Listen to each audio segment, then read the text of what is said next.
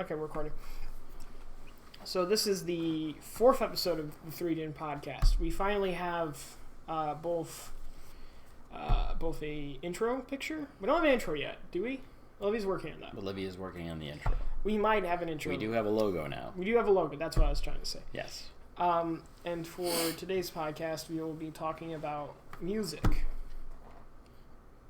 Yes. Yes. Which is something that interests all of us. All of us? Yes. In very different ways. Yes. Yeah. It certainly should I reflect generation differences, that's for sure. Yes, there's definitely a generational difference. That's why we did the. I feel like it was partly because we all enjoy music, but we all enjoy different types of music, and we also come from, I feel like, different eras of kind of the development of, like, you know, the modern enjoyment of music. You know, I was born in, like, the transition from, like, CD to I was mostly born in, like, early digital music medium, you know. Well, maybe we should talk about the earliest music that we can recall that impressed us, you know. Okay. Do you have a moment where you remember music made an impression on you, like the first time? Your iPod that you would always bring in the car. Okay. Like, you did that that was I might have a faulty memory, but, like, you guys would always play music.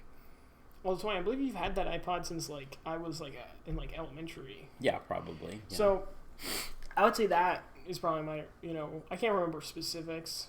Maybe one that's still with me is listening to Andrew Osinga. Okay. Like, my letters to the editor. That's the first time that you that had an impact on me. Music that you were like, I really remember this and I like this, and it's something I enjoy. Yeah, that's probably my first memory of something I enjoy. Of, like, a music. And what was it? It was Andrew Osinga's Letters to the Editor. It's the volume 1, I think, was my favorite. Letters to the Editor. Yes. Yeah. And can you describe that to me a little bit? Explain what that is. It is. I don't know how to explain music. I'm bad at that. Did it seem to reflect your life and where you were? No, it's just I was young at the time. It does now. Like, I still... Well, yeah, I think what he's getting at is would you say it was the music itself, or was it the words? It was the music, I would say, at the time. All right. Oh. Interesting. Music just had I would say that my point is that the music had an impact on me at that young age because you had so much of it. And, how old were you? Would you remember? Probably 8. Probably younger. Okay. 8's conservative. Just like, I think 8. I noticed music, but I think before that I was like, I would say my memory is not of a specific song or music that got me into music, but it is your playlists and your just infinite songs that were just kind of nonstop playing a lot of times when we would, like, travel and go places that I remember. And that really got me to want to discover music and to listen to music, because it was pretty much always good. Like, there was some stuff I didn't like, but you had a pretty good, decent playlist. Well, thank you. Of music. Thank you. So to this day, you have, like, you know, that might just be, like, the numerous amounts. Like, you have more music than I have. Yes, I have. And I have 3,000 plus songs on my iPod. Probably pushing almost 4,000 songs. You own all those songs. Like, they're digital, but, like, you own all of them on your device. I use Spotify to make giant playlists to listen to, and I don't have that much music.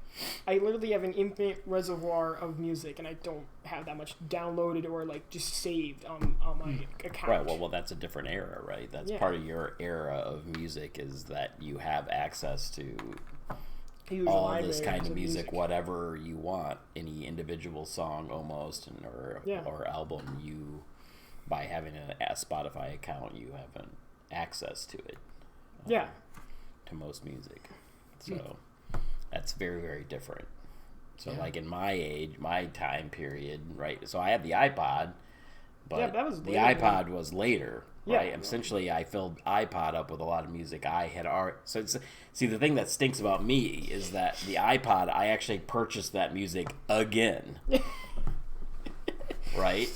So I've had to purchase the music not only the first time when I had it when I was younger, because you could only get it on tapes or CDs or albums. I actually bought albums. That was where the first music I bought. I would like to ask, because I know this is a problem, because your iPod is recently died.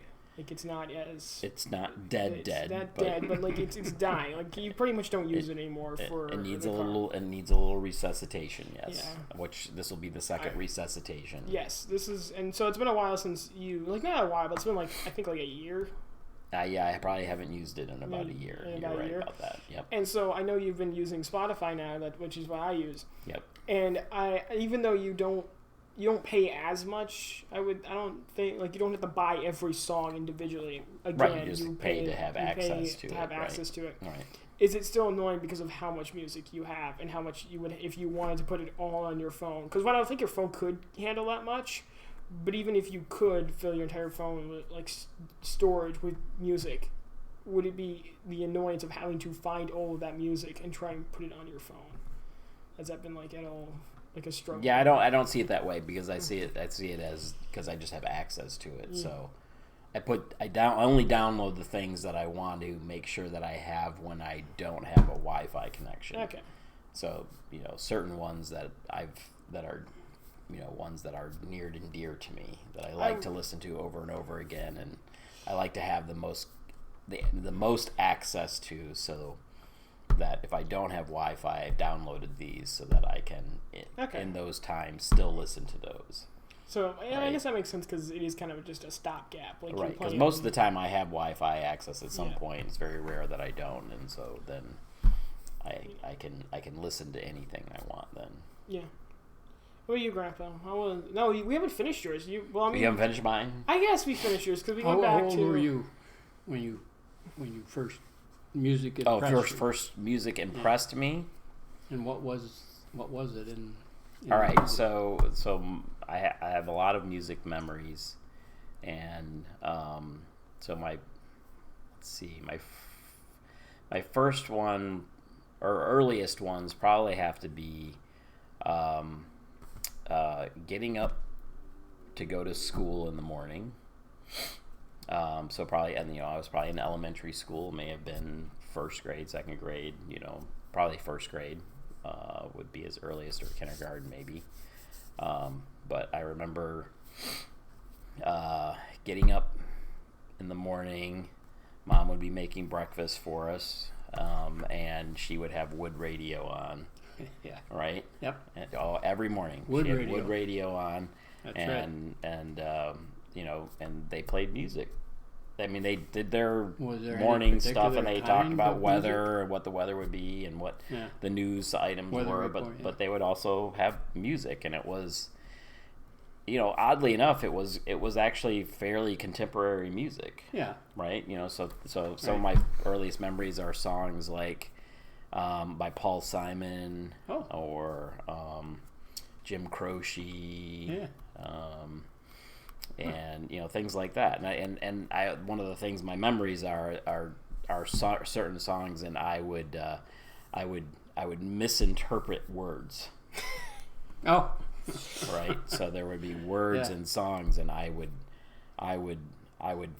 think I heard what the people were saying in the song, and I would sing it that way because that's what I heard or thought I heard, at least. Yeah. And so then I would sing it that way. And maybe at some point I'll remember one. I know. I did the same thing. I think the one I realized most recently was re-listening to Back in Black, the album of it. Oh, really? Yes. Just the song or the whole album? Just the whole album. The whole album. The whole album. All right. So it sounds like parents have something to do with introducing music to kids when you're growing up. I think so. Yeah. Yeah. And I mean, there's probably a big difference if we didn't listen to music at all, and I think we definitely did. I played music whenever we traveled. That was one of the things too. We would being in North Carolina, we would travel up to you in North Carolina. I mean, in Michigan. In North Carolina, we had to travel up to North Carolina. It's a long ride. I've always enjoyed listening to music in the car. That's my other. So my other memory would be you, and traveling with you places or going places, and you would play, but you were classical. Mm-hmm. So you were playing classical music. Awesome. So I had I had certain ones that I enjoyed. When you play Beethoven, that's probably was one of my favorites at a young age. Was Beethoven. When you would play that, I always liked that. I always liked I also liked the 1812 Overture. Do you remember playing any of your vinyl records? Yeah, I totally. Some of my first albums were vinyl records. I have. In fact, I still up in our attic. Okay. I have a pack of vinyl records. You do? Yeah. And we had quite a collection of classical music pieces, plus other kinds of music, but on vinyl records. And in fact, for a while there, we subscribed. We'd get a record a month. That's right. That's right. I remember that you did that. Yeah. Well, what about you then? What was your earliest? Listening to music on the car radio was not. And that cars often did not have radios. They didn't have radios back when you right. That was a fancy feature on the car to have the radio. They were starting to come in, but I don't think any of our cars had a radio as far as I recall.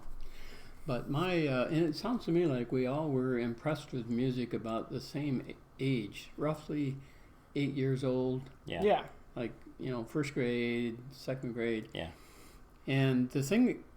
I still remember this, and my parents did have a Victrola of some sort. I can't remember. I can't picture it, and they did have vinyl records. I think they were 78s.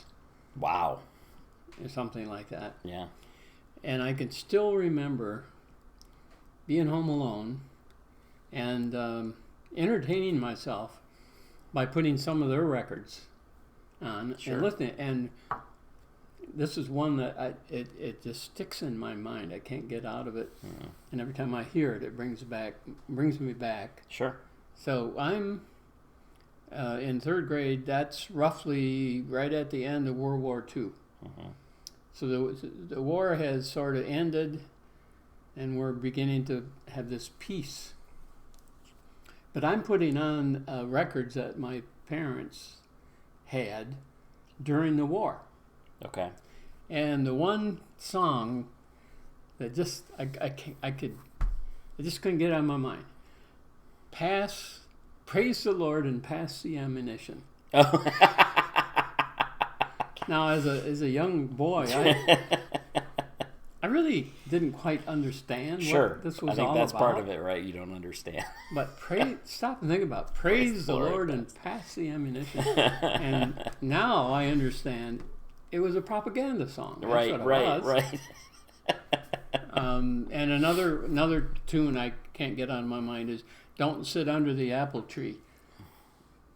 What's the significance of that? I don't know, actually. Because the troops are overseas, and they will come home someday. So don't sit under the apple tree is a soldier saying to his honey back home, don't sit under the apple tree with anybody else but me. Right, that's how that song Wait goes. for me. Right, yeah. Wait for me. I've heard that song. Yeah. That too was a propaganda song. I mean, sure. most of the songs of that time were propaganda songs.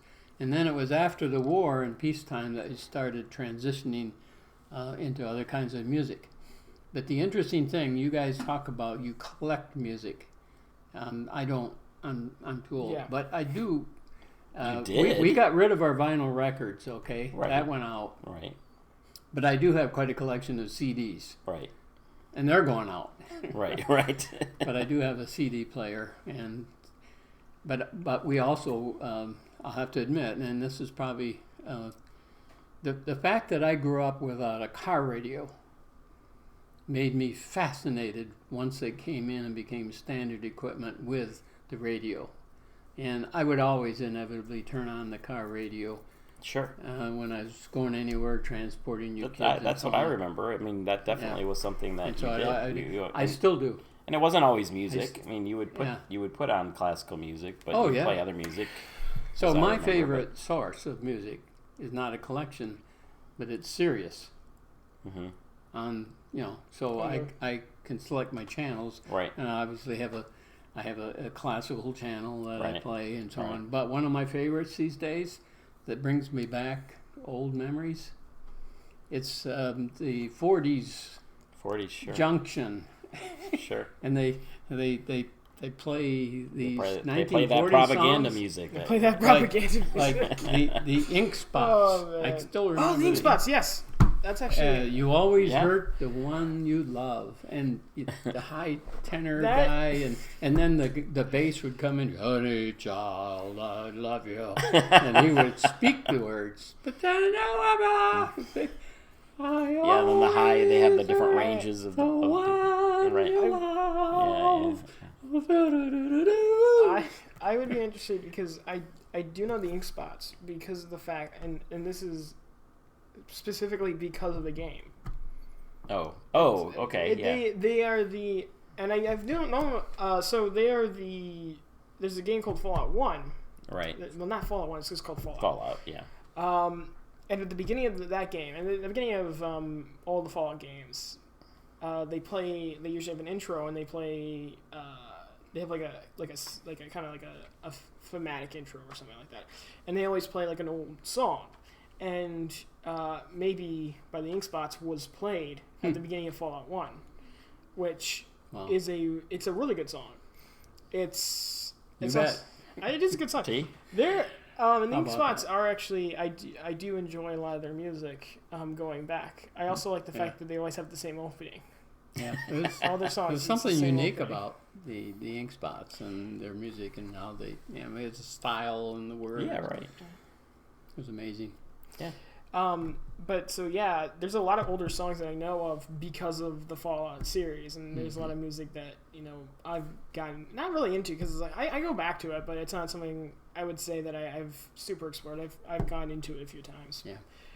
Though I still like the Ink Spots. I actually have gone into and found more songs by the Ink Spots I do really enjoy, not just kind of taking whatever was in those games, because they show up a few other times, especially in the more recent games. They've shown up a couple of times as like background music and whatnot. I think you hit on the other thing is the way we think about music now is it's a connection to memory. Yeah. Right. Yeah. And you're already experiencing that, but as you get older, certain period of time, and, right, and what was going on then. It's that direct connection. So when you play one of these songs or you hear it, it brings you back. Oh my, yeah. Right. The memory, the feel. It's not just the memory; it's even how you felt. That's right. During that time period. Exactly. And then what you experienced during that time period. I think there's, you think about your senses, right? You talk about your smell, right? Smell is another one that greatly does that for you, right? It can bring you right back. Brings you back to that, to like you're there. That's right. Right? It's different than just having a memory or telling a story. I guess I'd like to say in connection with that I think, I really think that my whole life, at all times, in the back of my head, some kind of music was going on. Yes. I mean, feeling it. Right. I could feel it. I wasn't always aware of it, but it's there. I mean, there's this, and I'd like to say, I think music and your soul are pretty close together. Yeah. Interesting. Yeah. You could argue that that's because a lot of people put their soul into music that they create. Yeah.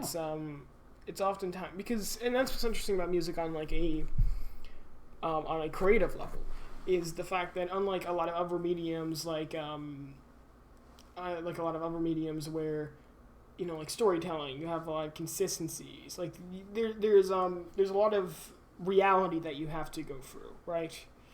In music, when it comes to like how you connect the words, right? In music, you can technically just string a bunch of words together, and that's a song. And it doesn't have to make any sense, and people still enjoy that. But it doesn't just stop there. It's the fact that you can, in a story, you have to pour both reality and your thoughts and feelings into the same thing and forge a bond between them. Yeah. With music, it can be purely just the emotional. It can purely just be your own thoughts put on the page. I would say it's the closest to viewing the inside of a person's mind than anything else. Ooh, I like that. It's the closest to just taking I think you're right. Yeah. part of your mind and making it something someone can hear or visualize. Yeah. Would you say that's why certain songs speak to you more than others? Or, yeah, because how is it that there's all this different kind of music and I don't like all of it. I don't like it all. Of course, I like a lot of it, but right. I don't like all of it. But then there may even be a song that's maybe similar to something that I like. But I don't like that one. I like this one. I find it interesting because of because I feel like that also kind of moves into the majority music that I listen to, which is I usually listen to a lot of punk music. Mm-hmm. Yeah. Which is I have a weird love-hate relationship with punk music because there's a lot of it that I understand. Like I attach to it because there's kind of a relation I have with it. Mm-hmm. Right? It's something that my life experience has kind of forged, like being young. Like I've been young, a teenager, and just been like, why is all this happening? Like the system's out to get me, stuff like that. Mm-hmm. But there's also an aspect of punk where I feel like it's just people complaining about stuff when it's really that is either unimportant or because again, most of what I've come to in life was kind of going through that phase was kind of like I should not blame everything on other people, but instead blame myself. A lot of punk is about blaming other people for your problems. And I still love it. Like there's an aspect I still like. Right. Yeah, like exactly. there is criticism to be leveled against, and problem kind of that sympathy I have for it. Huh. There's different music I do enjoy. Okay. Different music within that I do enjoy, but there are times where I just kind of hate it because I'm just like, this is just nothing but complaining. Like, this is not. Right, just because it is punk doesn't make it automatically something that you like either. Yeah, it doesn't make it something I might be interested in. But I think what's interesting is that there's a lot of punk music which I listen to and I enjoy, but I also have. There's a part of me, like there are parts of it I enjoy during the song and I still listen to. Yeah. And there are parts of it I'm like, I don't agree with that. I don't like that part of it. I just find that interesting. Yeah, interesting.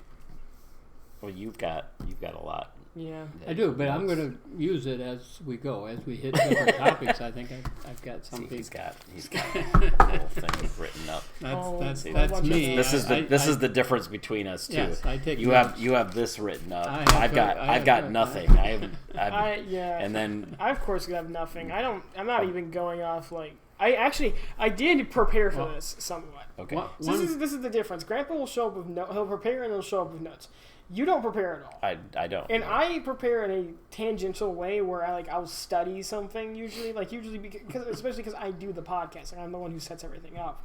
So usually the podcast episode is based off something that I've been studying or looking to. Like half the time it's based off a book that I'm reading at the current time, and then we'll talk about that. And then I've read the book, you haven't read the book, and you've read it, and then you've probably taken notes or stuff on it. Yeah. So I'd say that would be our differences. There is a difference, a generation difference there, maybe, I suppose. Yeah. One of the questions I did want to raise, and I'm prepared to talk about it. I don't know about you guys. Okay. We'll find out.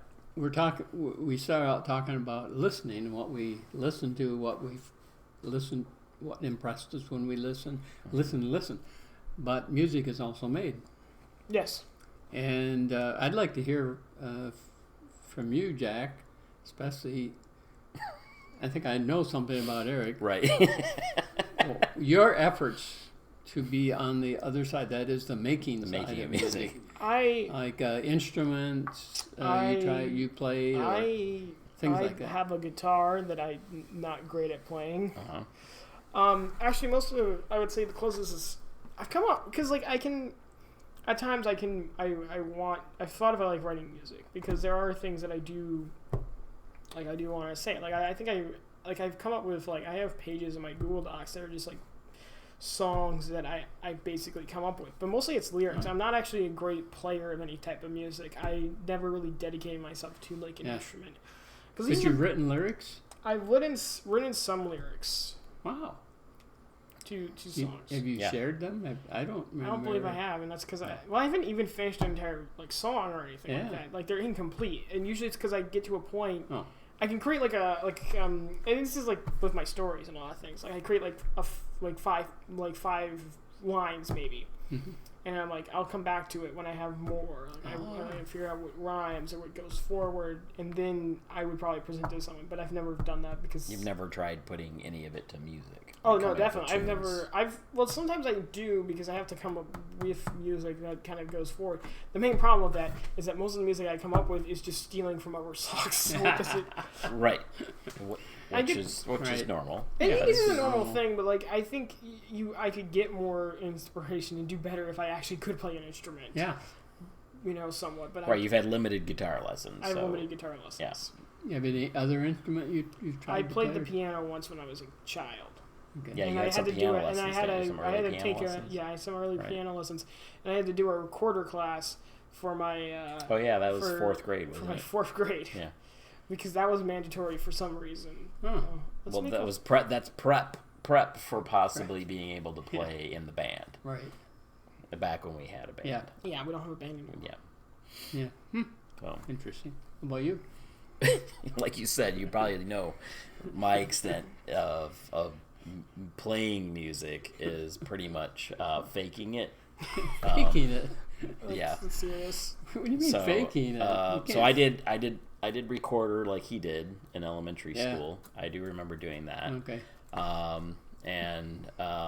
You do that and like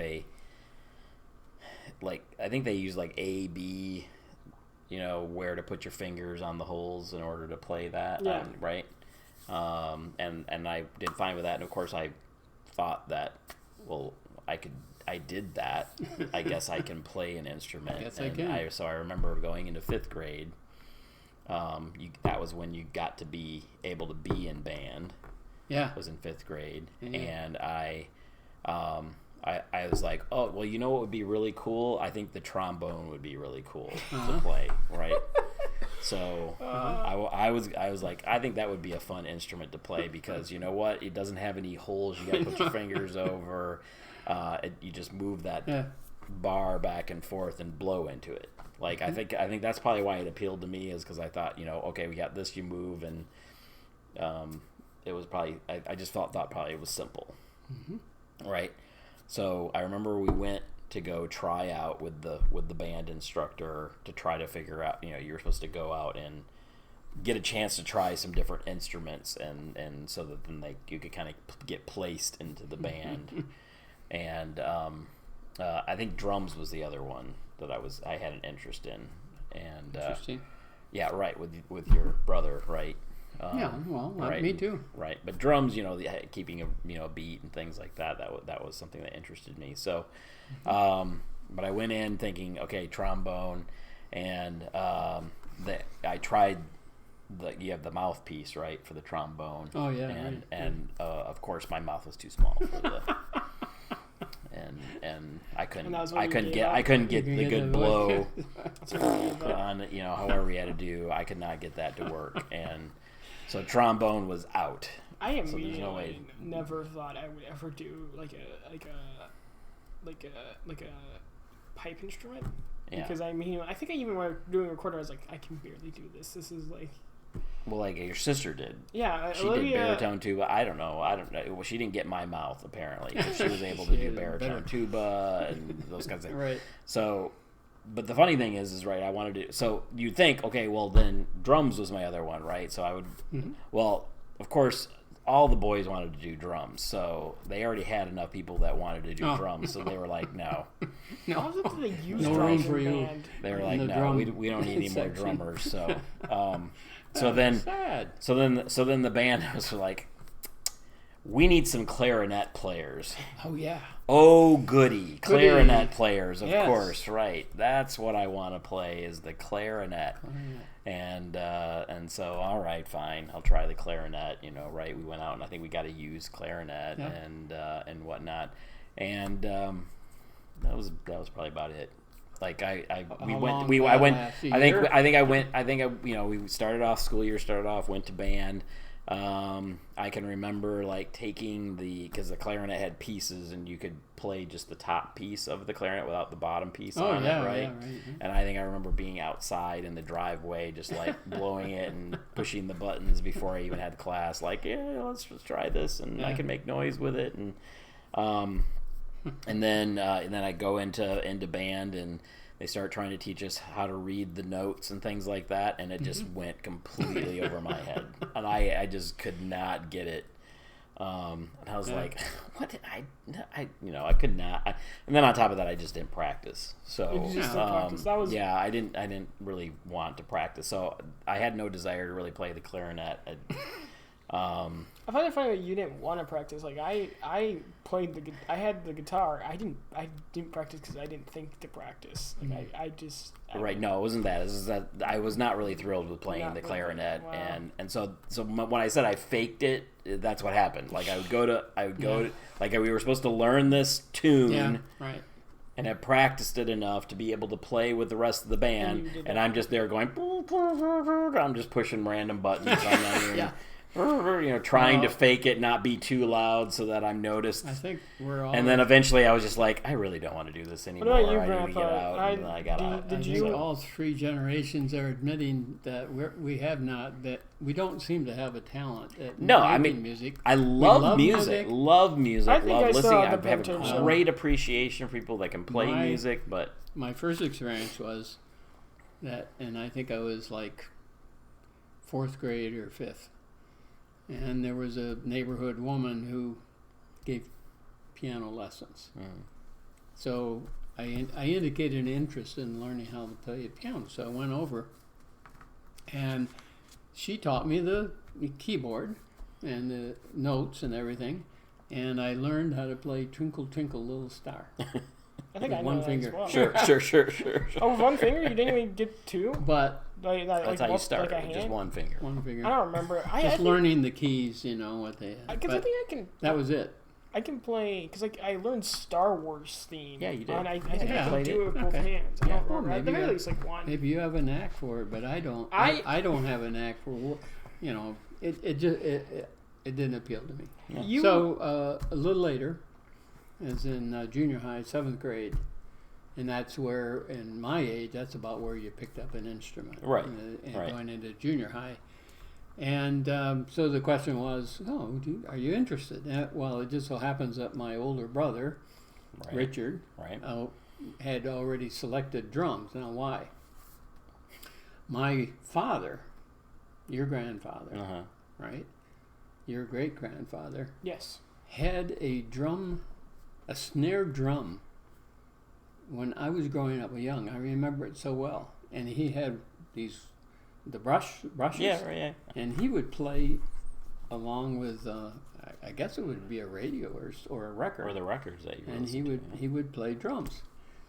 And that's where Richard got the idea. And I remember looking at him, and Interesting. So I'm going to try drums.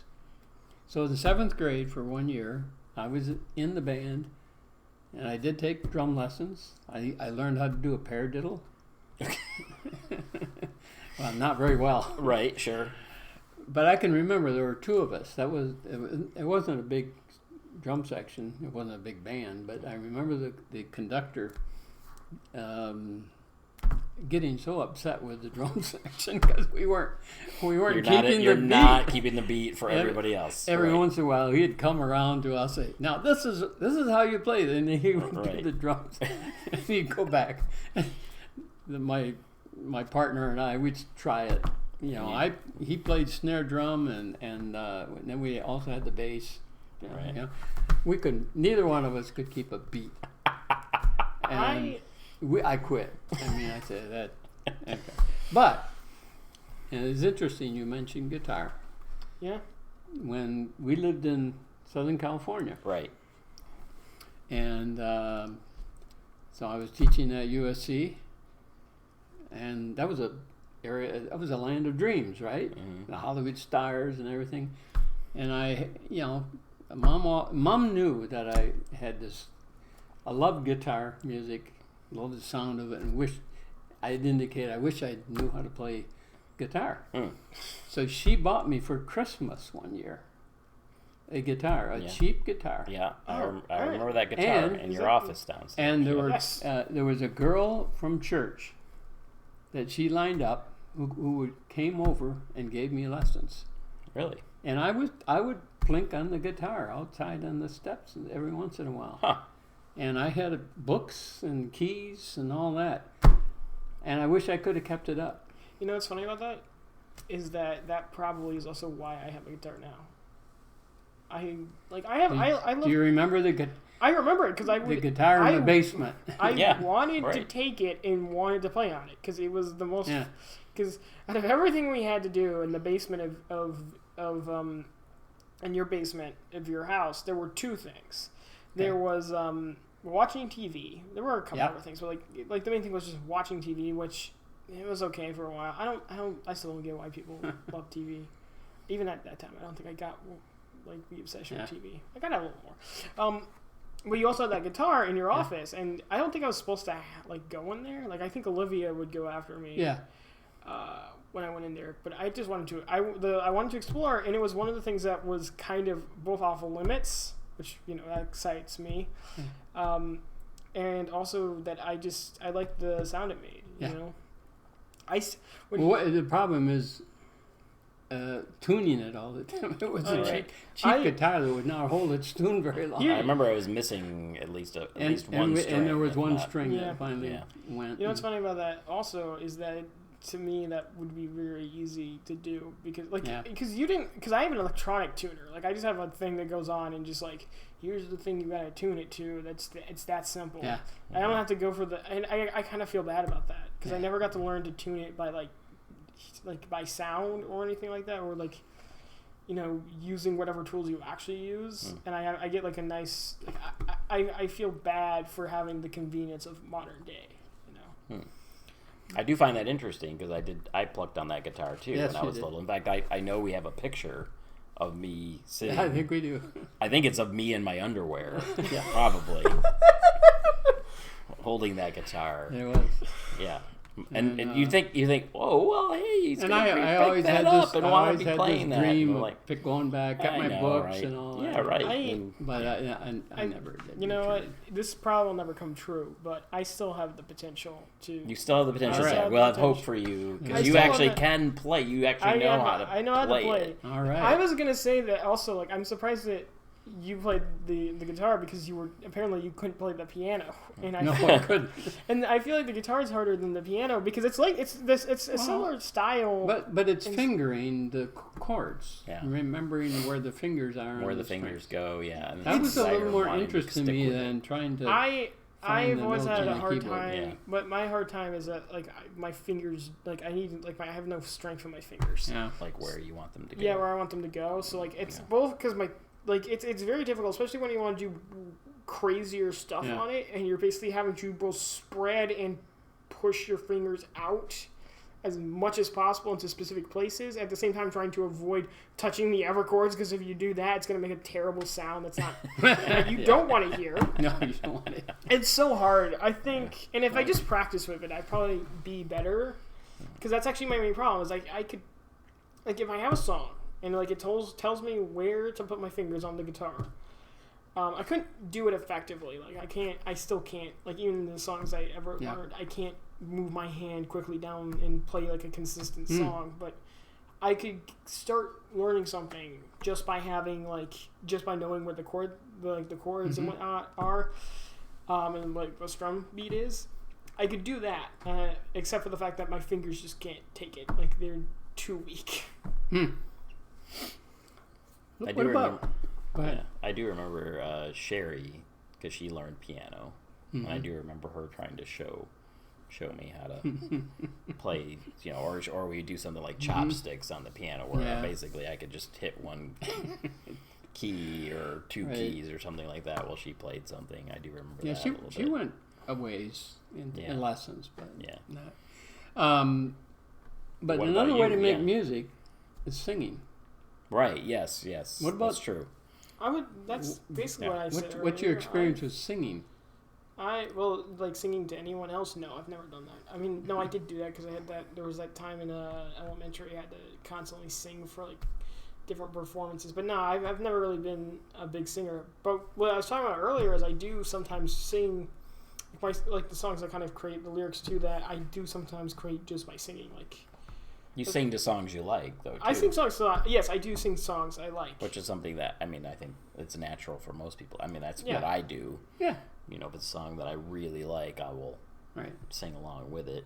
I think the bigger thing is, at least for me, is, obviously I was in choir in school, because we always had choir. Oh. And it was, we sang for that. Obviously, and I was in choir through middle school. I wasn't in high school, but in middle school I was in choir, and so I remember doing that. But of course, church is, singing at church. That's, and a very important part in learning those hymns, and when you get songs that you really really like in church, that you pick certain ones that you speak to you more there as well. And I think singing that's always been something that's important to me.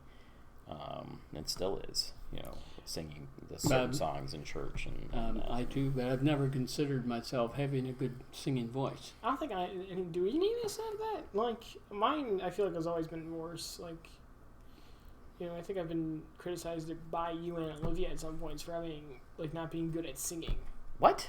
I at least said something like really? that. Olivia, at least, because she's my sister. I don't remember ever doing that. Olivia's probably insulted me about it. Not insulted, because that sounds like.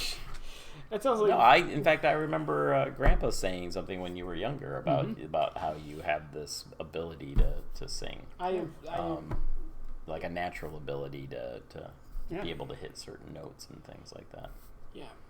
I wouldn't say that I feel like I have an amazing singing voice, but I have been complimented, in church by people, or told, hey, you should be in the choir.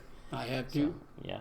So I agree. I don't think we have amazing voices or anything like we're going to go out and have a solo singing career by any means, or singing solos like that. But I think in a group setting, meshing with other voices, we have a decent enough parts, vocal range. I remember in high school, we had chapel, and you'd have singers, groups come in and so on. I enjoyed that, but we'd also sing songs, and we'd also go to hymn sings. That was one of the things we did too, and Sunday night, and I was friends of Ed Sternberg. We'd sit together in chapel. He knew how to sing parts. Okay. And he taught me. Okay. Looking at the book, and he would sing, and I would follow him. So I learned parts from him, and I still dabble at singing parts and so on. Yeah. But still, it's not good. I sing a wrong note, and I know it, and I miss that note, so on. So I look at myself and I say, I love music, love to listen to it. I wish I could make it, because there's my soul sings. I know it, but I can't produce it. Can I now make my gripe against modern music? Not modern music, but I want to make a gripe because of the influx of technology. I have met several artists who weren't actually they didn't play any instruments. They just use technology to make their music for them. Okay. Oh. And what could they sing? They could probably sing.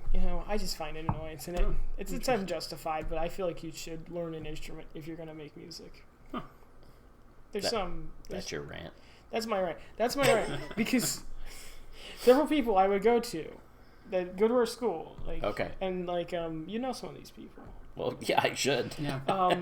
And they would be students, and they'd be like, I make music. It's like, how do you make your music? I pull up a program on my computer, and then I make it do the stuff for me. And I'm like, that's not making music. Learn an instrument, man. It's like, I can sing. It's perfectly. So they're doing GarageBand on their Mac or something like that. Maybe it's just because, again, I'm just being petty. It's just because part of that's holding myself to a standard that other people, because I've thought about doing that, but I'm like, I don't want to do that if I can't play an instrument. Would you equate that to somebody who thinks that they're a musician because they're really good at Guitar Hero? Yeah, I would kind of. I'd say being Guitar Hero is probably worse because you have literally no skill whatsoever. you don't know how to play any songs. You just have a program that plays songs for you. It's the equivalent of turning on a song and then playing and then like air guitaring. Right. Yeah. Exactly. That is the equivalent of being. These people oftentimes they do have some talent. I don't want to deny that. It's just that I don't see them as artists.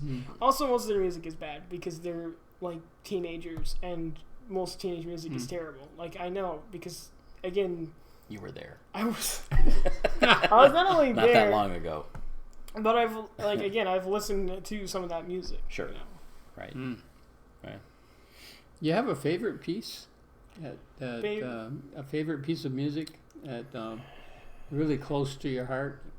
That when you listen to it, it's like, you know, you're unified with it. It's you.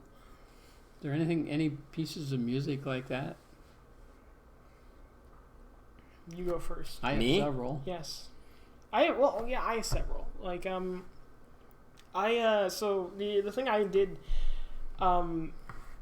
before kind of like my study was kind of going back through all the music I have and kind of re-listening to it, and part of that was I re-listened to Andrew Singa's pieces, and I kind of realized there is almost Andrew Singa's music almost has like a connecting layer to it.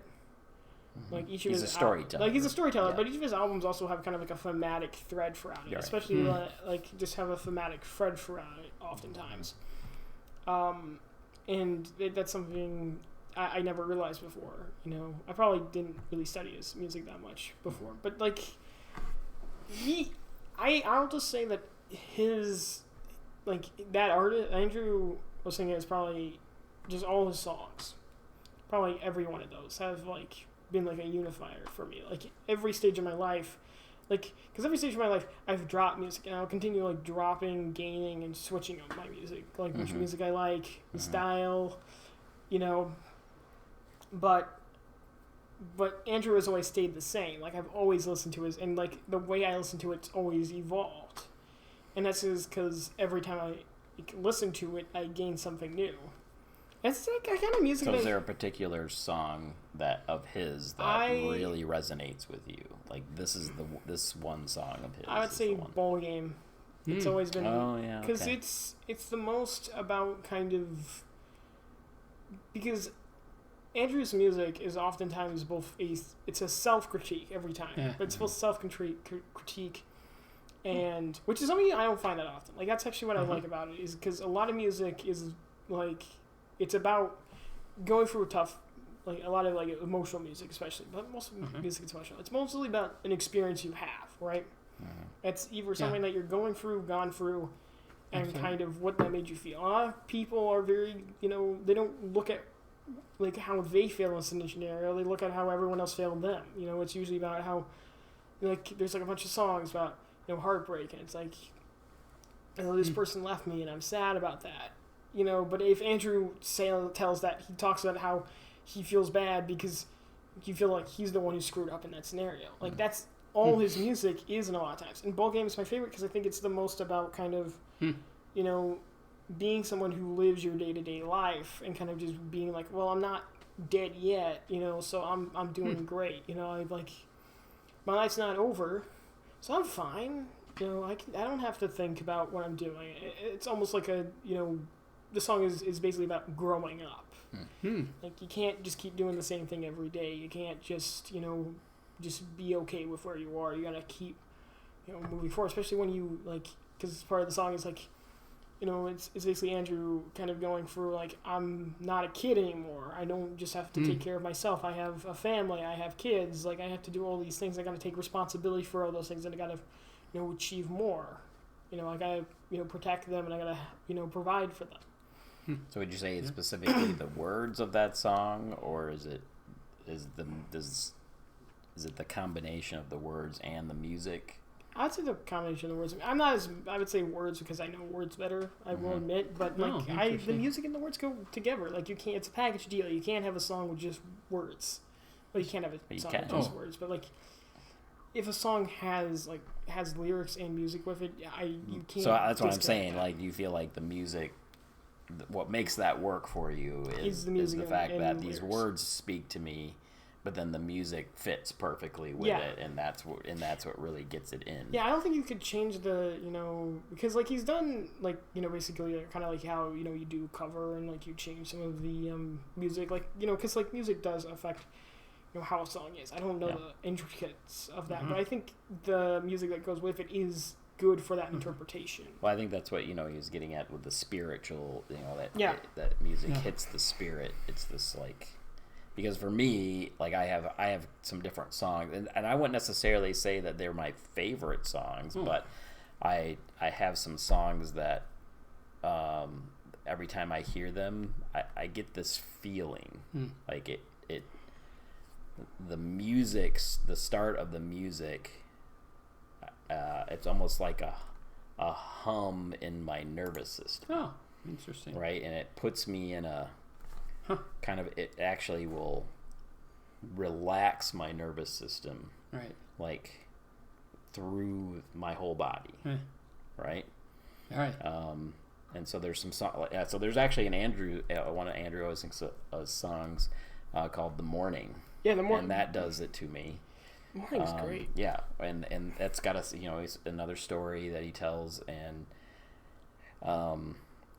that music when it starts, it just shoots through me, and just it'll just makes me feel a very specific way, more than just any other song will do, and then the words of that song as well. Have a lot of meaning.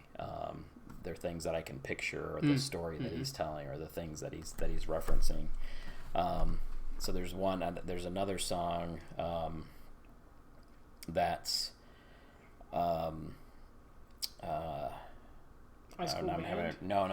one of his songs. I've got a couple of songs. Yeah. That I won't go into, but there are a couple other ones that do that to me as well, where the opening of the song and it just kind of hits me. There's one that has to do with snow falling, winter, and the music and the words and what it's talking about. It makes me remember being a kid and seeing snow falling at night, and the feelings of that, and it just is kind of this creates a peacefulness, and throughout my body. Like it hits you at more than just a song that you're listening to. Yeah. So, what about you? Yeah, well, yeah. I'd actually like to say one thing about The Morning. The whole album. Yeah. I haven't gotten to that point, but I kind of was re-listening to it, and I had this idea while listening to it that maybe the album was actually about like an overarching theme of like regret, for it. But also, I realized that there's actually an interesting piece in it. There's an interesting two songs that connect to each other, which, like, by the music, like, unlike the rest of the songs where it cuts and it goes to the next song, like, they're connected. And I never realized this, but they actually play off each other really well, because one is White Dove, I believe. Okay. And I believe it's White Dove. I don't remember the songs. I don't remember the second one. But the whole point is that one is about basically... it's White Dove in Following the Blind. And White Dove is about kind of, wanting someone to kind of come down and save you, and kind of like, kind of wanting almost like the end to happen. Like, why is all the bad stuff happening? Like, why can't we just have kind of, like, why can't God come down and save us all? And it's almost a, and then Following the Blind is about, almost, kind of, it's about kind of, it's what it says, following the blind. It's following someone who doesn't know where they're going. And I think there was almost a connection there with one being kind of, following this idea that, we should have, everything, change. It's like we should have, like, God should come down and, like, the end should happen or something like that. Almost like a false want, where Following the Blind is kind of the folly in following that, basically. Because basically, I would have to re-listen to them, kind of, build that back up. But I think White Dove is almost... Well, White Dove is about, wishing for the white dove, wishing for a guide, like just someone to come down and guide you. And Following the Blind is almost a retort to that because you can get a guide, and guides make it easier in life, but Following the Blind is kind of, your guide can be someone who doesn't know where they're going either. Mm-hmm. I guess that would be the best example of those, because they also connect by the music themselves. Like one feeds into the other. White Dove feeds into Following the Blind.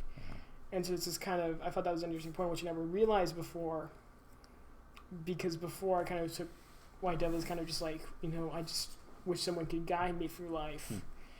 And Following the Blind I always kind of took as like, just like screwing up, like, I followed someone who I shouldn't have, or I followed something and that led me down a worse path. I didn't realize that you could technically connect those and they make a whole plot. Yeah. Basically, like I said, White Dove. Songs are just album songs on an album. They're not connected really, or they're just kind of, but they actually are. They are actually.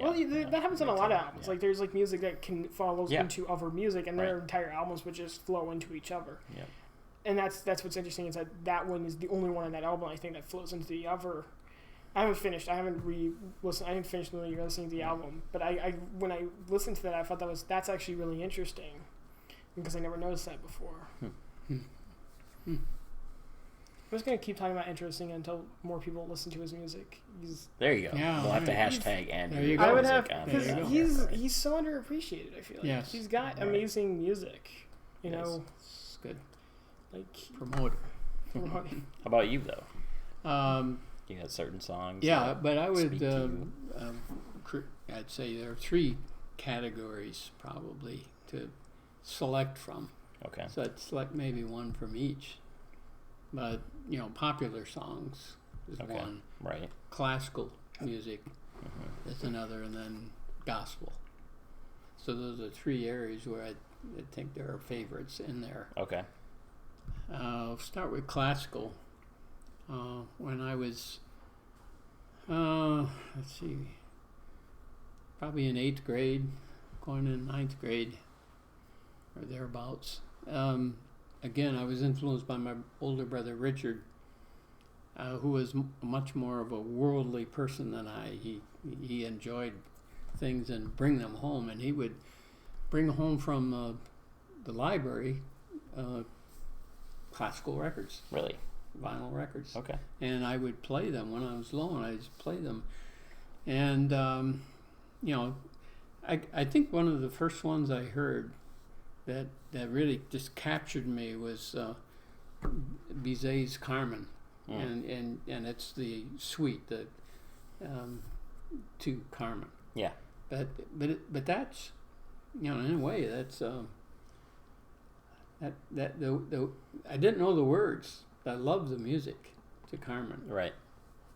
And I remember him bringing home, and one of my favorite composers, and I listened for a long time when I was learning classical music, is Tchaikovsky.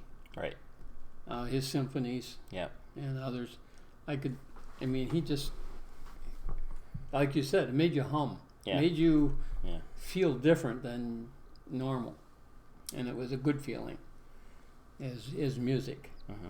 But I can go on and on, because there are a lot of classical pieces I loved. Beethoven's Fifth. Da-da-da-da. Yeah, right. Yeah, that was the one. I remember that one as a kid. You play that one. I remember that one because of a lot of other things. Yeah. I have no idea if you ever played it. I had it. It was on my iPod. Yeah. It just sticks with. Moving over to popular though music, and so growing up in high school, we would listen to the radio on Saturday morning. Was the top 40. Did you ever listen to the top 40 or so? Well, I did. I think. And that was what we listened. Yeah, we listened. And the neat thing is, when you're growing up and you're in high school, you can actually call in and make a request. And I remember so well, because I was going with Mom in high school, and my request was Earth Angel. Earth Angel. Earth. You know that one from Back to the Future. Yeah, I was thinking about that. Because he sings that in the Back to the Future movie. Yeah. Okay, so Yeah. I remember requesting that and Why? hoping that Mom was listening on the other. I didn't right. know for sure. I never heard back from her, so I didn't know. You but never asked her if she did. But the popular song that, because it connects me to Mom so well, is "April Love" by Pat Boone. And why? Because we were starting to date when I was a senior and she was a junior in high school, and I tried different dates, going to different things, and the one that clicked was taking her to the movie April Love by Pat Boone. Right. I remember you saying that before. Yeah, and that was the one that really finally worked. All the others were kind of failures. Yeah. I took her to a war movie. She didn't like war movies. I took her to a play. Why? That's the kind Because because he has no idea. He's like, well, I know I like this. Wouldn't anybody else like that? But then gospel music, and I have to admit that I think the one that probably is deepest in my heart is "Precious Lord, Take My Hand," and it turns out to be a favorite of Martin Luther King Jr. But I loved it even before then, "Precious Lord." But then it made it really precious knowing that, and it was sung at Mom's funeral. Right. So, yeah. Right. Yep. So that. Gospel music, there are a lot of favorites in gospel music. Yeah. Who can turn down "Amazing Grace"? Who can? Right. I could. I'm kidding. You can. I can't. Jack. No, I can't. Listen to the words. Well, what's interesting about "Amazing Grace" is I've listened to a lot of different renditions about it. Yeah. Well, what's interesting about "Amazing Grace" is that it is universal. Yes. In everything. It's universally accepted. It's beyond exactly right. People that don't have any faith whatsoever. Yeah, I played love "Amazing Grace." Right? I played a game that was made in Japan. That is no connection with Christianity at all. And the credit song for the end of the game was "Amazing Grace." Wow, that is right. amazing. Right. That is amazing. Yeah. Right. Yeah.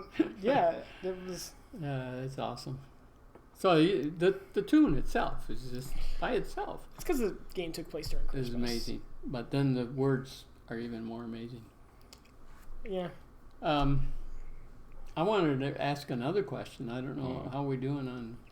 We got all the time in the world. We've got an hour in, I believe. But we got plenty of time. I wanted to ask a question. What music did you find most humorous? Humor and music. Yes. I found over the years they go together well. Sure. Part of it is if music is spiritual, it's soul, it's about what's inside you. Right. Then laughing is also part of that. And there are pieces I remember in my life that I will never forget because of the humor involved in them. And I wonder if you had favorite humorous pieces. I don't know if I have one. I have one in mind. It's a Christmas song. It's "The Season's Upon Us" by the Dropkick Murphys, Celtic punk band. And I like it. And it is kind of humorous, especially if you watch it with the music video. But it's actually, I wouldn't associate that exactly with humor. Because the reason I like it is basically because a lot of music is about, it's great to have, family together, and enjoy this time of year. And their song is basically just like, this is the worst time of year ever. This is like, it basically develops a story of just like, the worst kind of family you could ever have. The worst kind of like everyone's drunk, everyone's just like rowdy, and it's just terrible. And afterwards, you're gonna have to clean all this stuff up.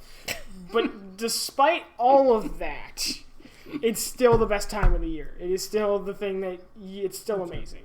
You get to go together with your family and just get to have the best time ever, even it is that insane and that just like, even if it's annoying, insane, and crazy, and you have to deal with all of your relatives, it's still amazing, and it's still a great time of year, especially because of all the basically kind of like because of all these mad things, because of all the things that because of the fact that it's so it can be so it can be so chaotic. I would say not really disaster, but like so chaotic that makes it enjoyable to have. And I would say there's also some other ones. I would say what is the song? There's some music which I definitely like. It is humorous. I don't know if I have a lot of music that I would associate with humor, especially recently. You could probably come up with some. For you? I got some if you for got, me, sure. You got something for you, you go, and then I'll try and think of something that's actually humorous. Because that one's more like joy to me. All right. Mm-hmm.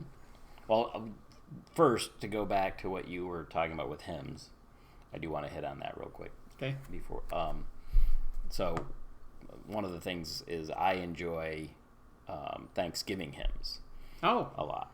A lot of people love Christmas hymns. Oh my goodness.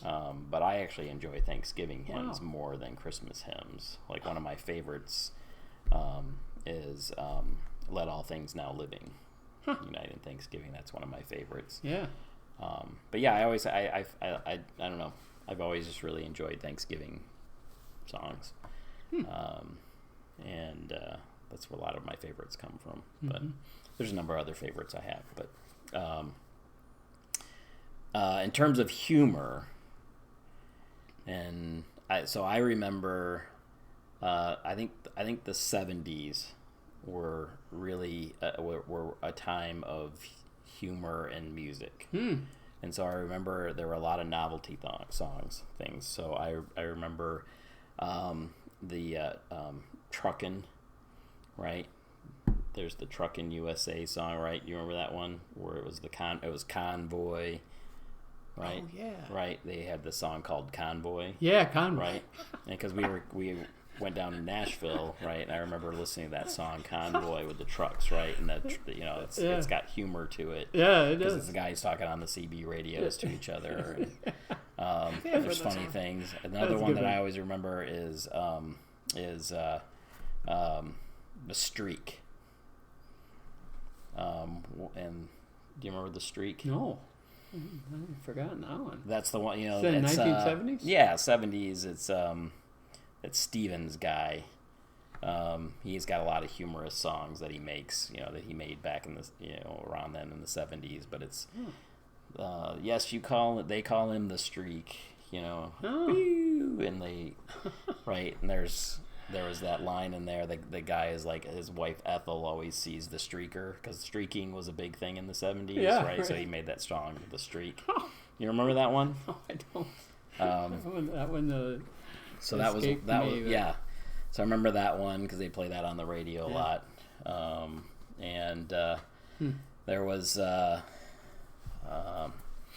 think some other ones that I came across. There were Beatles songs. Oh yeah. Right. There's a couple Beatles songs that are very humorous. Yeah. You think even like Yellow Submarine has it's kind of a fun. Exactly. I just thought of a genre that I really enjoy, which is technically all humorous, which is murder ballads. Murder ballads, which are all just meant to be very ironic. Most murder ballads are very ironic. It's a very strange genre. But, yeah, that is. But that's not. You mentioned the Beatles. I thought about Maxwell's Silver Hammer because that's. Oh yeah, right. See, that's a yeah, right. So that's that. So I brought that up because I know Beatles songs, and there are some humorous Beatles songs. They would write some funny ones, or they'd have some funny lyrics. I also remember when I got a little bit older, late 70s and early 80s, there was a radio show called Dr. Demento, and Dr. Demento would play these goofy songs. But there was one called Pencil Neck Geek, and they were funny stuff that and some of them they repeat certain songs, and then there was Weird Al Yankovic. Oh yeah, right. Weird Al Yankovic would do his takes on popular songs, and that's right. So you'd do like Michael Jackson songs, and he'd put his own words to them and have a humorous. And so we actually had one of them was "Eat It," so it was Michael Jackson's "Beat It," and he changed it to Eat It. And, we actually, a friend of mine, in middle school, we used that song to do a project. Oh, yeah. Where we were supposed to do a video, a photo thing with food that we did with Eat It, and that's funny. Those are funny. I kind of want to come back to me again because I've kind of thought of some. One is, so I've thought of two which I guess are arguably kind of funny, and I really like. One is Pot in the Kettle, which is a Rumjack song, which I really like. I know you've played that one. I played it. I sing it every time it's played. I know it so well. Yeah. And it's literally just a song about this, because that's a story, right? The Pot in the Kettle is a story. Yeah.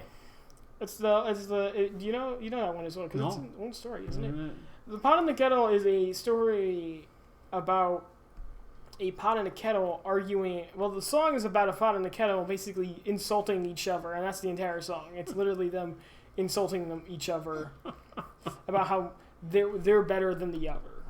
Basically saying you're trash. And I'm great. I'm the greatest thing that's ever been. And that's the entire song, and I love it. And I know the words so well, and it's a lot of them repeat, but I just love it. Now you brought it up though, so do you have ones? Oh yeah, I do. So what are yours? But they may mean nothing to you guys. Well, let's find out. Yeah, we're too young. When I was young, I think this is like the 50s. One of my favorite funny music people was Spike Jones and his City Slickers. It was a band, and they would make fun of popular songs. That one of the problems with funny music is that it's tied to a certain time when a certain song was. Sure. So they're just parodying a certain song and making fun of it. And Spike Jones' band had a lot of different ones, but one that I loved is it was a parody on the Ink Spots. You always hurt the one you love, and they mimic the high tenor and then the bass comes in on a child, and I can't describe it, but it just goes overboard with noises in the background. Oh, okay. Noises that always in the back. You'd say something and there would be a noise that imitated it and so on. So Spike Jones was one of my favorites. And then in the 50s too, late 50s, Stan Freberg. Right. Stan Freberg is the one that I love the most. He made fun of Lawrence Welk. Lawrence Welk, right. And it's called Wonderful. And the song is about in the Ambassador Ballroom in Santa Monica. Turn off the bubble machine. And so it goes on, and the ballroom begins to float away off into the Pacific. Because of the bubbles. You can't turn off the bubble machine. And he's still saying, turn off the bubble. And he's got this accent. Right. I remember you listening to that yesterday, and what that reminded me of was the song Alice's Restaurant. Yeah, by Suzanne Vega. Yeah, which is that. Isn't it? No, it's Tom's Diner, isn't it? No, it's Alice's Restaurant, Alice. or is it Tom's Diner? I can't remember. I think it's Tom's Diner. It might be both, because I think it's kind of the joke is like is like Alice's Restaurant or Tom's Diner don't matter in the song. Like I think he mentions both, and they're not important whatsoever to the story. Maybe I'm thinking of a different song. That might be a different song. Yeah. Alice's Restaurant is just it's a ballad, so of course I like it, and it's also kind of it's meant to be fun. It's like a combination between a ballad, a stand up, and in a song. Mm-hmm. Okay. It's not really much of a song. It's semi a song. It's like the whole story is just it's really a story because it's not even really. It's just a bunch of events that are disconjoiningly connected. The whole point is that at the end of the song, he has no point in doing it. He doesn't have any aspects, so he tries to go to war. but then they can't because he threw trash in a ditch. Oh. Because the story starts with him throwing trash in a ditch, and then it ends with him trying to, No, is it that? Because then he also goes. I can't remember the whole song, but that's what that reminded me of. Yeah. Like yesterday. I would make the point that in order to be funny with making fun of music or using music to be funny, you have to be a good musician. You have to know in other words, you have to be a master of the music in order to make fun. And if you try to make fun of it and you really aren't, it doesn't come off. Right. But if you're a good musician and you can do it. Spike Jones was really quite a good musician. I think so was Sternberg. But, and this is to make my point, even classical music had funny characters. Sure. Yeah. And Victor Borge was one of them. I don't know if you ever heard of it. I've never by Victor Borge. Yeah, played piano. He was a musician, and yet he could have fun with it and make fun of it while he was doing it. Yeah. And I remember I did see a live. You should look that up. Live performance of Victor Borge in I find it interesting in Minnesota at the University of Minnesota, and it's just incredible. Yeah. I think of the Smothers Brothers too. Oh, the Smothers Brothers. Yeah. They would play songs I would say that you're right when it comes to like interesting, unique, kind of in depth, like especially parody music. But I would argue that nowadays, similar to how parody movies have kind of gone and died with the idea of just doing like the same thing over again with like a reference, like the parody movie has died in a lot of ways. The same thing with like parody songs. Like there's a lot of parody songs. Like if you go on YouTube, there's like 100 different parody songs, but they're not like it's like a one gag thing, and then everyone just keeps doing the same gag over and over again. Like usually a song becomes popular. Like I can give a good example. Like Big Iron is a big one. That got really popular as like a song everyone knew, and so people took Big Iron, the song Big Iron, and then they just made it so that like something stupid would happen. Like I know one is like Big Iron, but Marty Robbins gets run over by a train, and so just the song starts, then a train sound comes in, and then the rest of the song is just silent, with like all the parts that have extra people singing during the song still in. And it's funny the first time you see it, but then it like gets old because like there's a million different remixes of that with the same kind of joke where it's like one thing. It's like, but he's got like a higher voice, and there's a lot of music that's like that now. Sure. Yeah. Which isn't really intelligent. That's what YouTube lends itself to. Yeah. And intelligence. Yes, you were correct. Yeah. And some of it, there's some still, maybe not funny, but there's still like people who make parody music that's actually somewhat decent. I was thinking the entire time though that when you were talking about that, because I think you are right, Grandpa. Like, but talking about an intersect between parody music or like making fun of musicians and parody movies. The movie Top Secret, which is made by the same guys who did Airplane, right? Which I actually have plans to watch. The main character in that is basically like a Beach Boys ripoff. Yeah, I was going to bring up the Beach Boys too. Beach Boys. The Beach Elvis Boys have some ripoff. humor. Yeah, sure. Yeah. And so his character, like he's in like his band's like the Beach Boys, but like he's like an Elvis ripoff as a character.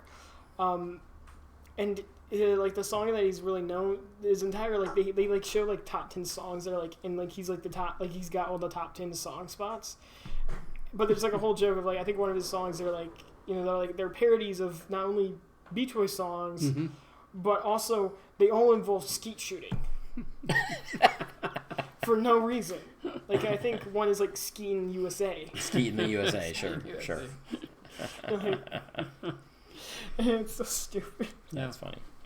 That is like I think we have really come to pretty low point in our discussion here, aren't we? humor and music. We're like in music. We've maybe that says a lot about the low point about us and our love for music. I mean, we like to make fun of it too. Well, I think it plays into the fact that music we talk about hits on all the emotions, right? So there's angry music, punk. Yeah. Rebellious music. There's ones that soothe the soul. Yeah. And lift you up spiritually, connect to a higher level. And there's those that make you laugh and hit your humor and funny bone. Well, add on to that, it seems to me the point is don't take yourself too seriously. Well, right. Especially when it comes to music, don't be a stuffed shirt. Right. That is kind of true. Because a lot of my least favorite artists are people who take themselves the most serious about their music. I would say because it's someone who I think it's when you go beyond taking your own music seriously, or not just putting effort into something, but when you believe that the effort that you've put into it, it's often when the effort you put into your music affects you as a person, basically. It's not in it affects you in a way of how you see yourself compared to other people, or how you see your music compared to other types of music. You can't be mine's the best, and therefore whatever I make is good, or when you get conceited, basically. Kind of stuff that you have to avoid when it comes to being an artist. But also I was trying to, because one thing I think is interesting is cover music, is covers of songs, because I have a lot of interest in different song covers, and that's one of the, before I kind of got into punk, not specifically, because what's weird about punk for me, and I've told you this a lot, but I guess I should mention this, is that I have little to no interest in kind of American punk groups. I have a very small interest. I still listen to some kind of pop punk skate park music. But most of my punk has moved into international territory. I listen to my three big music genres right now are Japanese punk, Celtic punk, and Spanish punk. They're three different, and then two of which are in different languages, and one of which is completely has it. But they also have different cultural tones and cultural ways they do their own things. Celtic is more of a culture thing, because most of those bands aren't from Ireland or Scotland or really any of those places. They're more descendant usually. Right. But it's more of a culture thing. Its origins have a very kind of. It's a weird combination between a modern music and a kind of classic folk style. It's a kind of in between them. But yeah, cover music is interesting because of the fact that different people sing the same song, and there's we talked about this earlier, right? Now you were talking about not only what lyrics are, but how one plays the music to those lyrics, and that's what's interesting about covers, is the different kind of emotions you get out of different ways people sing the same song. Sure. And I think the most change it completely. Yep. Yeah, I think the biggest example of that is very popular is "Hurt," the cover of "Hurt" by Johnny Cash. Oh, Johnny Cash did the song "Hurt," right? Which is he was doing a cover of Nine Inch Nails. Yeah, and it's such a different song. Yeah, it's a different song. It has a completely different meaning for him than the original. Sure. Yeah. And there's so many different ones. Another one I really like is Vincent 1982, which I don't know if you've heard that. No, I don't think I have. No, I should play it. I need to play it one time. It's a really good song, but it's another ballad basically. And the song is basically about kind of I think it's a Welsh song. The guy's from Wales. Okay. But it's kind of just a song. It's a love song of a guy who he's kind of a rebel, and he has a motorcycle, and he meets a girl, and basically it's his story of basically he meets this woman, he dedicates himself to her, he's just I want to marry you, and then he dies. Of course. And the whole thing is the whole thing is if he dies, he'll pass on this bike to her, and that's the whole point. It's just a song like that, and it's a nice it's kind of a nice love song, and it's kind of a sad song at the end. But there's a cover by one of my recent artists that I really love, Sean Rowe, I believe, who did a cover of it, which is only on YouTube, which annoys me. But he does a cover of it where it's this very emotional piece of almost someone who, Sean's version it's very loud. He's playing a very hard version of it, where it's still on an acoustic guitar. Both are just done with an acoustic guitar, but where I can't remember the guy's name. But where the original song is very somber and kind of it's fun at high points, but then it gets lower, and then kind of just it's kind of a hopeful song. I would almost argue. You know, it's sad that he dies in the end, but he lived his life to the fullest. Yeah. I would almost say that Sean's is very like, you know, it's almost regretful, maybe. You know, it's someone, the difference of someone who, you know, tried their best and lived their best life, you know, but died knowing that they lived life they wanted to live. And one is a song about someone who died not knowing if what they did was the right thing or the right way to live, but they can't really, you know that. Like, I think it's when you get to that point of when they die, because one is because of how there's a difference. One is it slows down, it's somber, it's someone who's like, I've accepted death, like this is my end, and I've accepted it, and the other one feels very much like I have to accept this because it is, but you know I don't like it, you know, and I don't know if you know nothing. I don't know if what's gonna happen next is good or not. This is, you know, the path I chose, and this is the thing that I get. One is, you know, a regretful acceptance, where the other one's maybe a hopeful acceptance. Ah, interesting. I would say. And music changes that. And yeah, music changes that because none of that's said in the lyrics. You know, the lyrics are completely the same. Well, not completely. There's like, I think most covers have like, there's like some things that people change, but it's usually like off words like the and like maybe not using that or something like that. I think the only song where if you listen to different covers of it, it can have completely different lyrics is "House of the Rising Sun." Oh yeah, you have a number of covers. I have a number of covers of "House of the Rising Sun," and there's pretty much comes down to like 3 interpretations of it. But even like, you know, like the gender of the character changes all the time. Like sometimes it's a guy, and a lot of times it's a girl, and even that changes like the context of what the House of the Rising Sun is. Most of the time, when you have like a male, you know, character doing it, it's considered it's like a gambling place or like a prison. You know, you have a female character, it's usually like a brothel or something like that. You know, and so it changes every time like you sing it. You know, there's like. It like everyone sings in a different way, and the meaning is completely different every time. And then there's just some renditions which don't even have lyrics to it. Interesting. It's just a very interesting song. It's like, you know, that's a good point. I mean, that even though a song can have the same words and you can change the way it's sung and the music, it can change the meaning of the song. Yeah, that's why I brought Hurt, because Hurt is such an amazing difference. One is like such an amazing difference because one is a song where, you know, like they're completely different when you listen. One is a song of someone. I think the guy who even wrote it in 9 Inch Nails actually said this, where he's like, one is, you know, a song about, you know, someone trying to, you know, survive and never. He wrote it because, you know, of like it was, you know, pain kind of put onto a paper of, you know, like, but it's like suffering. It's like a suffering, but I have to keep going on.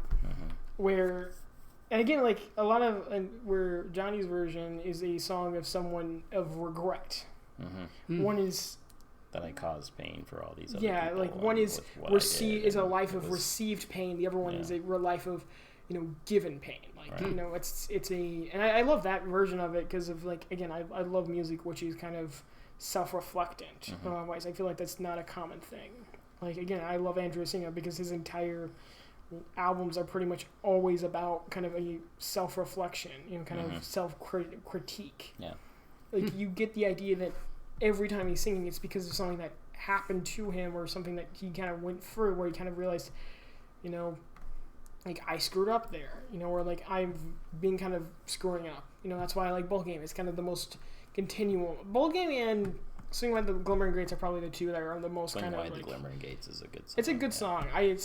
I like Bowl Game more because it's kind of a acceptance of responsibility, whereas you like Swing Wide is about kind of complete change. I would say. Yeah. It's kind of like, you know, I've lived my life as like a lie, and now I need to, you know, be the person that I'm supposed to be. You know, kind of look. You know, kind of stop wishing to be someone completely different and accept who I am, and, you know, move forward. Where Ball Game is more just an acceptance of responsibility. One's about growing up, the other one, and that's why it's more relatable to me, is because I am growing up. Right. The other one is more like living a lie and having to, you know, break through that. So does music bridge us together or divide us, do you think? Both. Yeah, it can. That's a good answer. I think, yeah. It does both. Yeah. And how it's because every generation seems to come up with a new way of presenting music, which is amazing, right? To think that, you think, how can music change? How can it become? How can there be more than what we've already created? Yeah, right. It seems, how can it be this limitless thing, and be presented in a different way? And you think about how we all experience music. I think we all have our family members play a part in that, right? Our parents, our siblings. Play a part in that. I was thinking about maybe going, since Olivia's here, we could grab her as a special guest. It might be a little late for that. We could do 30 minutes more. It'd be a 2-hour podcast. Could, if you want to. You finish what you're saying. You're gonna go grab her, okay? See if we can get her in here. I've already exhausted my notes. Oh, you did? Oh, okay. All right. Well, I think there's more. For sure that if we bring Olivia in here, so yeah, I'm sure there is. But I was thinking, like when you mentioned playing albums, right, and the radio, those are big things for you, right, growing up, right, and experiencing music through those two. It's not just the type and styles of music. Those were things where you were introduced to, in terms of getting introduced to classical music. Probably a lot of people your age weren't necessarily listening to classical music. No, they weren't. Your friends probably wasn't. I can remember when I was introduced to classical music and these records that my brother Richard brought home, and I started listening to them and enjoying them. Like the Grand Canyon Suite. I remember Grand Canyon Suite it was one of the first pieces that just moved me so much, and I could just imagine the Grand Canyon and the storm coming and all that. Well, in high school, then I took a music appreciation class, and a lot of my friends did too, because it was an easy touch, easy course. So we were taking, and I remember distinctly that the teacher played the Grand Canyon Suite. And said, "Does anybody know what this is?" And I said, "It's the Grand Canyon Suite." And everybody said, "Well, how do you know that?" How do you know that? They couldn't believe it. What?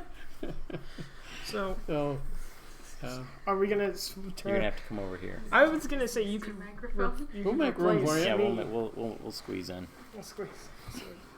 No, I can take Lucas' seat. You just take my spot. So, I was thinking, think about like for you. So, for me, it was things like the Walkman, right? Oh, right. Being able to listen to cassettes and be able to put headphones on and have a Walkman that you could essentially create your own. You were talking about music playing, right? It's almost like your own personal soundtrack. That's right. Right. And that's kind of the way a Walkman was for me, that you always could play music and have this kind of personal soundtrack playing. And are you coming over here? Yeah. Oh. Oh, you're fine. You're fine. I'm gonna be cramped. Yeah, Olivia, you have to trying to squeeze don't move, in here. Olivia, because you're right on the edge. Right on the edge. So, but then for me, the other thing for me too, right, is I was the MTV generation, right? So, the beginnings of MTV and being influenced by music visually through the videos, and then also being influenced by my friends. We were all influenced by friends for music, brothers and sisters. I mentioned that. I think a lot of the early music I listened to, was not only the radio with Mom, but you playing music on the stereo, and then Mark and Sherry both had albums that they played, and that I liked, and then you make connections like, Star Wars comes out, right? And then you played classical music, and then I really like this opening, this music to Star classical Wars, music. right? And that's connection to classical music, exactly. and songs becoming a much bigger part of always part of films and things like that, and then eventually getting to experience musicals. Yeah. right? I did a course in college and got introduced to musicals and that experience and having that. We and then touched on musicals. right, and musicals, and that was a whole new thing for me. And then to have, like Olivia here. Yes, Olivia. Welcome, Olivia. She's our special guest.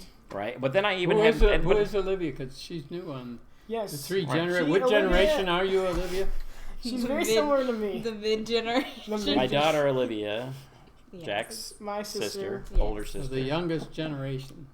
Well, yes, the youngest of the generations. Of the family, no, because I'm the youngest of the. No, we're 3 years apart, so it's really not that you much. And your sister. We're the same generation. Same generation. Same generation. Generation Z. No. Yeah. But what I was saying beyond that, okay. We had to introduce her. I know. What I was saying was another thing. I mentioned Star Wars, but in terms of in Broadway and show tunes and.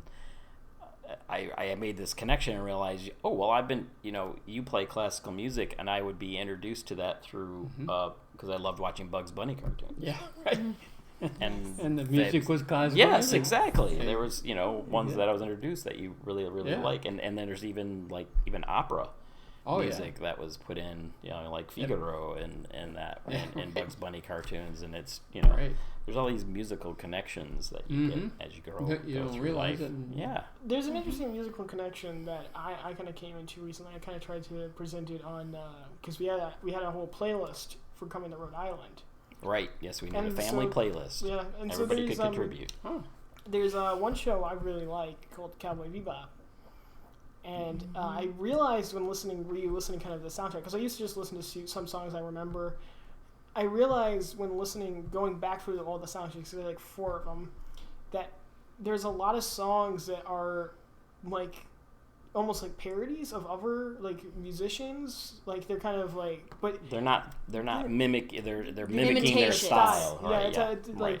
It's imitating other styles, and I was like, that's really interesting because it's not it's not like a parody where it's trying to make fun of that. It's basically doing it because the people who made the album they're influenced and the show by them. Yeah, really like. Not only influence, I feel like it was done on purpose because kind of the whole point of the show, there's a lot of musical references, and it's almost like they went, these are things we like, let's try to mimic that, It's very apparent to the point where, remember I showed you that one song, Call Me, from which is from that show. Right. And we both agreed that we thought it was a song we've heard before. Sounded like maybe like a 70s folk song to some degree. And it was, I listened to it the first time. I was like, that's a song I've heard before. I think it reminded me of Gordon Lightfoot. Yeah. That's a song I've heard before. I'm like, no, it isn't. It's from that. I've heard it before because I watched the show. I was in the show. But I was like, I thought when I saw it in the show, I thought I heard it before in like another thing. Like maybe another show, but I actually thought it was like from your iPod, from your big list of music. I always thought it was from that. And no, it's not. Like no matter what I come up with, there's no way I heard this before the show, before I watched the show. Like it came from the show, but it's just so close to other things that it's so close that I literally thought I heard it before, and that's amazing to me. So are you going to bring Olivia in here? Olivia. Hi. Yes. We ran out of questions, and we brought you in. But we brought you in, I think, because I would say one of the questions I would say is like, what's your experience playing an instrument? Because you're probably the one who's played, like, who actually learned how to play. Learned an instrument. Yeah. You learned how to play piano. I started out playing piano. And I was like 7 years old, started playing piano, and then stopped playing piano shortly after, once I hit middle school. And then in middle school, transitioned to, went to, a band thing, and they were like, oh, try all these instruments out. And I tried playing the baritone tuba, and I could play the baritone, I could blow into the baritone tuba, and it would make a noise. And I was like, that's awesome. And I started out in band playing the baritone tuba and slowly worked my way up to the tuba. And it was really good. I enjoyed it a lot. It's, playing an instrument really gets you in tune, I think, with music, in a sense that you understand better how a piece of music is played, whether it's a classical piece of music or, a normal piece of music, maybe played by a band. And so it gets you to when you're listening to music to look for those little things that you would to separate instruments out from music. All the different parts and it's how they layer together to create a sound. The tuba is like the bass line of the entire like band. Basically, when you're playing something classical, like a tuba is part of the brass section, and the brass section is part of the bass line. Whereas drums keep rhythm, like the tuba and all of the brass instruments really keep the like lower end and tempo along with sort of the drums, and they support everything else. And so it's not always fun, like the melody part that like wind instruments get to have and stuff like that, but it is definitely extremely important and adds a lot of tone to the music. Okay, so I guess my second question would be, since this is something that we both have in common, is our experiences with international music. Yes. So you like K-pop. Basically. Yeah. So I started out watching a lot of anime and being into a lot of anime openings, and like one of my favorite animes, Nana, is like very music based and like very much like band based. And there's a band, I don't remember the name of the band, but they are like, they play the band's music in the show as well.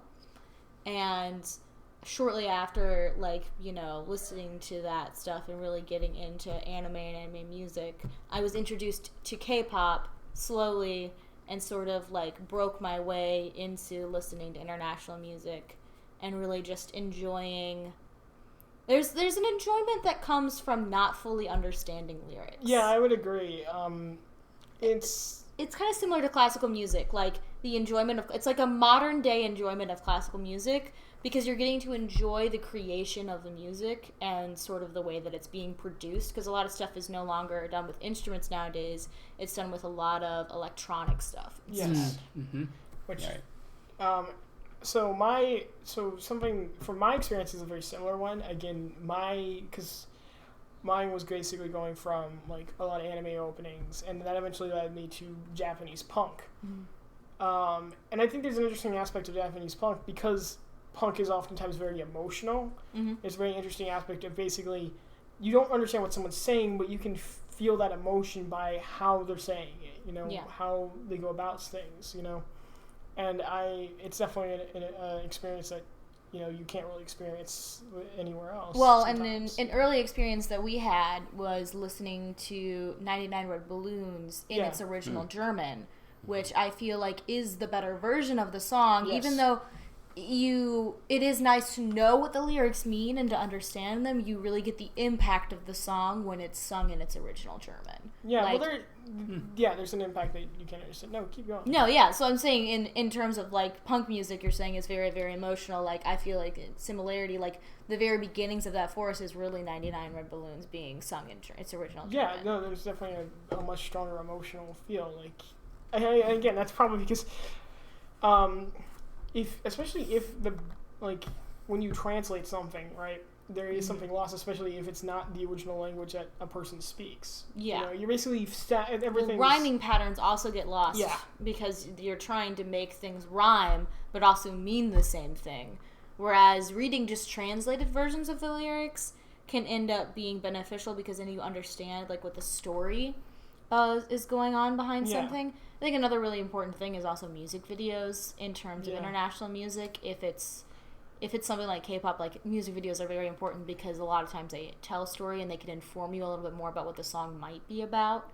I would also just say music videos in general when it comes to a lot of songs. Like I talked earlier about what is it? The Seasons Upon Us, and a lot of the kind of meaning of it, like that more you know less kind of destructive meaning of like just Christmas is a terrible season because of all the people you have to deal with, and more of that kind of hopeful meaning of like when you get this family and those things are chaotic, there's a joy in that, you know, in being together, you know, as a family, even when things are chaotic, when the negative experiences of that you can't have at Christmas because there's so many people. And I won't say we exactly always have that, but there are sometimes, like we argue sometimes during Christmas. That's a completely different conversation. It is, no. But the only reason I get that meaning out of it is because of the music video for it. Because it is it ends that way, you know. I gotcha. So yeah, it's really, I mean, that's the whole point of like having the music combined with the visual element, is that you're getting to have two different media forms combined together to tell a story, which is always going to be a deeper story. Yes. If done well. Right. Like, that's why show tunes. Yep. Yeah, that's why, like, Broadway shows musicals, have that's a lot of why meaning. it's an extended version, sort of that, because it's not just a music video, it's an entire show, it's an entire story being told, and the music is impacting the emotions and the feelings of the people in it, the show, and what's happening. And then you're getting different genres, and that's how you get, like, rock operas as well. Yeah. Which were early, like, they were earlier, like, things that weren't actual physical operas, but were rock operas that are basically shows that you would go to as a concert, but that would be the other thing we haven't talked about that I was going to get at was concerts. Concerts right? Themselves can be stories. That's why we want to go and see these artists that we really like and enjoy in person. So, you know, like, do you have a concert that you went to that's a memory? Like, do you ever have a first concert of music that you went and saw? Like, was it classical? Did you ever go to so what was your first concert, would you say, music concert? It was, I think it was Andy Williams in California. Yeah. At the big outdoor The Hollywood Bowl? Was it the Hollywood Bowl? Yeah. Wow. Yeah, that was impressive. That's a nice. Yeah, That's that was your first real concert, you would say, that you went to. Well, I haven't been to I haven't been to many since. You haven't been to many? I've been to musicals. Yeah, musicals. Several But then musicals. orchestras, you ever gone and seen, you know, like Oh yeah, I used symphony to. play? And Yeah, I used to when I was a college student at Calvin. I'd go. I had a membership and go into the classical music, the Grand Rapids Symphony. Yeah, listen to that on Sunday. I think it was on. But did you ever have friends that were like, "Hey, we're gonna go see so and so in No, concert"? I mean, I'd imagine in your age that wasn't as big of a thing. That wasn't something. No. That people. That's saw. really your age, Father. That's more my age. You've been to age. more concerts than anyone. My influence was, you know, we was worried definitely- about you going. Right. Which would be my, you know, like Mark went to concerts. I don't know. Yeah. I don't know how many Sherry went to, but Mark was probably the first one that either. really started going to concerts with friends and seeing some of the groups. I remember he went and saw the Who and great. I think he went and saw Janet. I mean, I'm sure he saw a whole bunch, but those were some of the ones I remember him U2? where he had tickets. That was me. U2 was me. Yep. The first one I went and saw was Yes. I've told these guys the story about how I wanted to go, you know, my friends Tom and Ben were huge music influences on me. They're both music heads and you know, really expanded what music I listened to and got to know. So that first concert was Yes and Tom and his brother and that were gonna get tickets to that and invited me to come, and I went and I remember telling you I wanted to go see this concert, and you said, well, let me hear the music first. Really? You did that? Yes. Yeah. And so we were putting you were putting a new garage door on the garage. Yeah. And I was helping you do that, and we listened to the to album the concert was going to be for, and we listened to that. We and got you a listened new to that garage music, door and you were like, okay, Okay. the music's good. It's not anything, you know, like I'm not getting inducted into some sort of satanic cult or something like that. Yeah, You that know, made the me music really was good. right, and I wasn't gonna. And so I got to go to that concert, and it was just we were sitting way in the back. Way in the back. But it was awesome. It was a great experience, and I went to many other concerts with. I would with Tom imagine and Ben my over the going years, to Broadway musicals. We went to Chicago to see him. You're right, yeah. Broadway. Oh, nice. But it's being engulfed Yeah. in this story I think the one that hit me the most was Joseph and the Amazing. Oh, sure, yeah. That I remember when you and Mom went and saw that. Donny Osmond. Yeah, Donny Osmond. That's right. Yeah. Yeah, and that brings up a whole nother music experience too. Is the variety show on TV? You brought up Andy Williams and those things in the 70s. That's a whole nother. So whole thing. I would like to, since we have Olivia here, I would like to ask her concert experience because I think. I mean, I have very minimal concert experience. Well, I have, but we asked everyone, so I'm going to ask you as well. Well, I mean, I went to a U2 concert with you and you. That was a great experience. And that was taking probably, your kids to U2 concert. Other than like sort of local, like small concert-y things that we went to, like that was probably my first like actual concert that I went to. And then I think we went to a few other ones because didn't we go see Paul Simon the next year? Yes. We did go see Paul Simon. We went and saw Paul Simon. But then the first concert that I went to by myself, and I think so far it's the only one I've gone to by myself. In the future there will be more. There will be more, yes. Is my first year of college, Blackpink, which is a very large K-pop group, decided, put out, it was the beginning of 2019 that they were going to be coming to Atlanta, Georgia, in 2019 in May, and we were all sitting together, and we all were like, should we go see Blackpink together as a huge group? Because the thing that had kind of brought a bunch of us together was that we all liked K-pop, and we were like, yeah, we should do it. And so we all got together, and some of us were in class when tickets were coming out, so other people had to buy other people tickets, and it was a whole mess. But we ended up all being able to go and drive out to Atlanta to go see this group and go to a K-pop store that was out there by the Coliseum area, and I think it's called the Infinite Energy Stadium in Atlanta is where it was happening. And just got to do all the fun stuff outside. They had a karaoke machine and everything, and we had so much fun. And that concert was the first time I got to go see a group that was my own, because prior I'd gone and seen stuff that was I liked, but other people in my family liked, and that's the reason why I knew about it and liked it. And so it was the first time I was really getting to fully have a full concert that was that, and it was great because we didn't sit super far in the back. We did sit close to one side. But it was very much I was on my feet the entire time. There were moments when they left the stage to change outfits and do stuff, and so we were just all sitting down. Moment they came back, standing, screaming.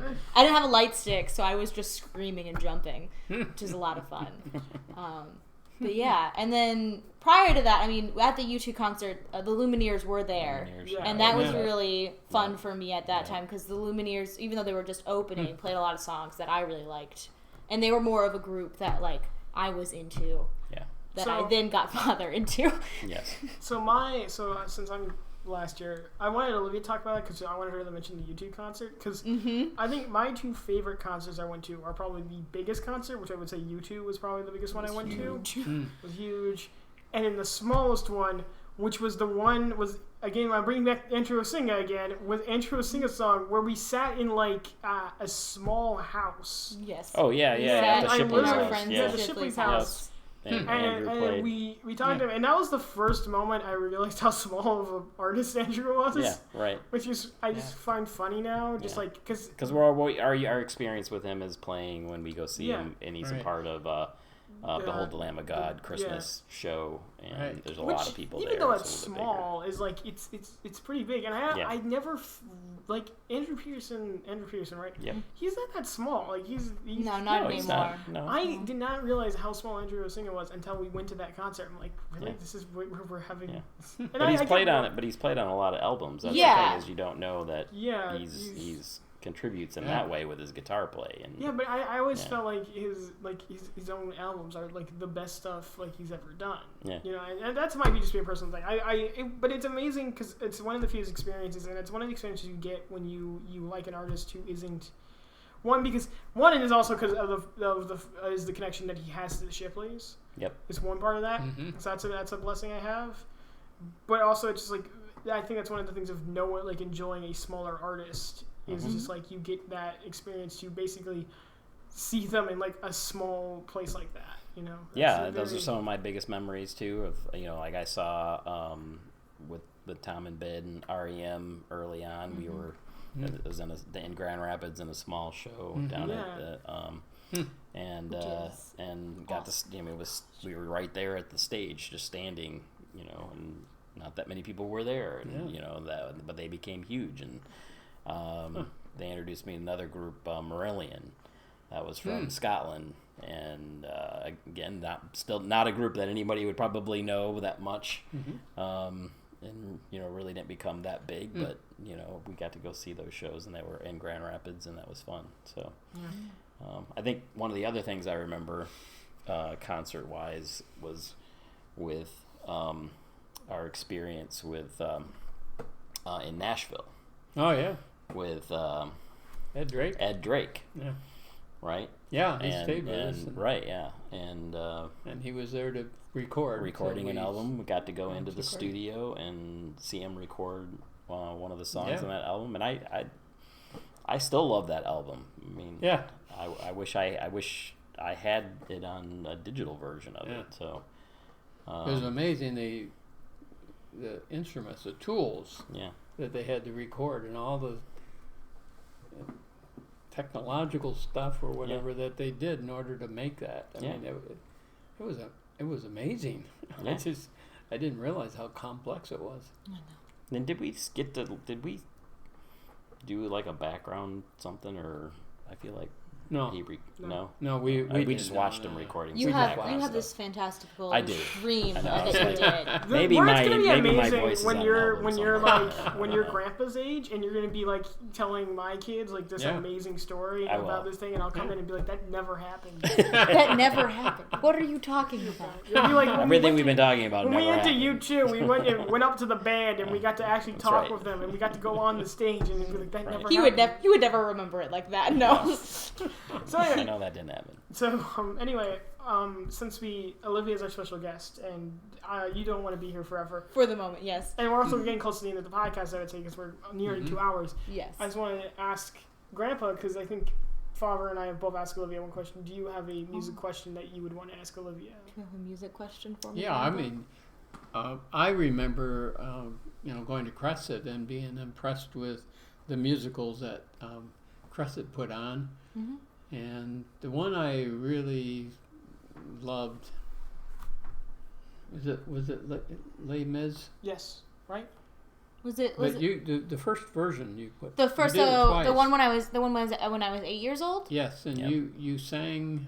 Yes, I was the understudy for little Cosette in that. Cosette, you were little Cosette. Mm-hmm. Yeah. That. When I saw you play that, because I went online before we came, we knew what you were going to do, and I checked it out on, I listened to it in the recording and everything, and I remember I kind of memorized the words, and then I watched you, and I just fell in love with you, the character, the little Cosette, and my heart just poured out, and I was moved. Yeah, I think that's but probably Les Mis in general is done is generally so well, and it is very moving. I don't think I've ever you would not remember this, Jack. I would not remember. I remember that you did it, and I remember you singing it, but I don't remember it all. I do. I probably mix it up with the actual audio track because we also listened to that. So, yeah, I had that on my iPod too. Probably did. So yeah. Well, you needed it so I could practice. So we saw Les Mis. We saw it in London. Yep. I haven't seen Les Mis the actual musical, like the whole thing in like any like recorded form or like in a while. Like I've seen parts of it, and I went to the productions art school one, but I can't remember them. So in a while, but I did get the audiobook, and the actual the audio physical book of Les Mis, yes, the physical book of Les Mis, and I really like that story as well. It's like it is one of my favorites, Yeah, it's a very good story because it's one of my favorite things, which is which is a character being a dad. So, Yeah. Yes, your favorite trope is a character being a dad. Yes. Yes. I literally spent like the last 2 days like listening to a review of a game series where the main character is just a dad. Yeah. It's his entire story. The first game is just about him being a dad, and then it goes after that. He's just a dad in every game. This is Jack. We're delving into Jack's character tropes that he enjoys. Yes, this is like it's the easiest way to get me to watch something. You know, Okay. Like, they have to be a good dad. He has to be a good dad. Right. Yeah, right. Like they can be faulty, but they have to actually. They can't be like a terrible parent. Yeah. They have to want to be a parent. I guess. Yes, that is the main drive, sort of, in Les Mis, is the whole Jean Valjean as a father figure character. Yeah. Definitely. I guess that would be So it. what Wait. Oh. Yeah, Grandpa, do you have a Yes. question? Well, it was the question I was supposed to ask you was what was your favorite musical that you, did in That I Preston? performed in? Yeah, you performed in. I really enjoyed being a part of when we did Mary Poppins, Oh. because I think in that one it was, even though I didn't have that big of a role, I had a good role and I enjoyed being in that role. But just getting to be a part of that entire production and everything we did for it, it turned out so well. Yeah, especially your song was great in that. Yes, your my character, super yeah, caliber. Yes, and also we predicted orange hair.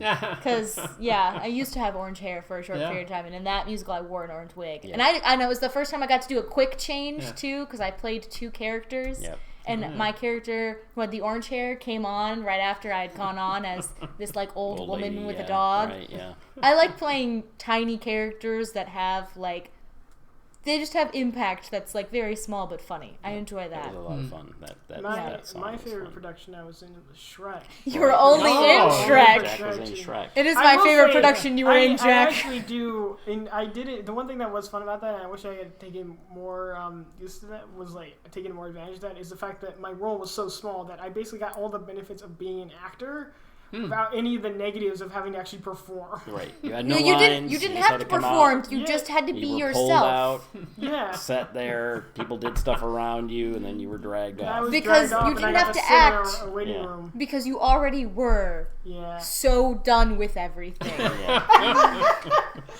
So, okay, so I guess this is probably where we're going to end off, but Okay. does everyone, Olivia first, we'll go with you. Do you have any final words you would like to say about either the topic or to probably our relatives, because they're probably the people who watch this podcast? I mean, I'll talk about our topic. I do think that music is definitely a very important thing, and you could probably do multiple talks about specifically We could have a whole music. You could podcast have a whole talking about podcast music. just Yes, about yes, we music. could. But we have decided not to. Yeah, right. That is probably We'll do for the another one better. someday. But it definitely is something that is very important to not only our family but also generations, because it is a generation defining thing. Music is, it changes with every generation, but every generation is a remake of a past generation. So modern day music is including parts and aspects of classical music and of music that was coming out in the 80s, and the music in the 80s was drawing from classical music. Yep. And that was Everything drawing draws from the from music classical before it. Like, it's it's similar to the same thing we say with fashion. Like, things come and go, right? Things they go in sort of a circle. They repeat themselves, but in a different way. And I feel like music does that as well.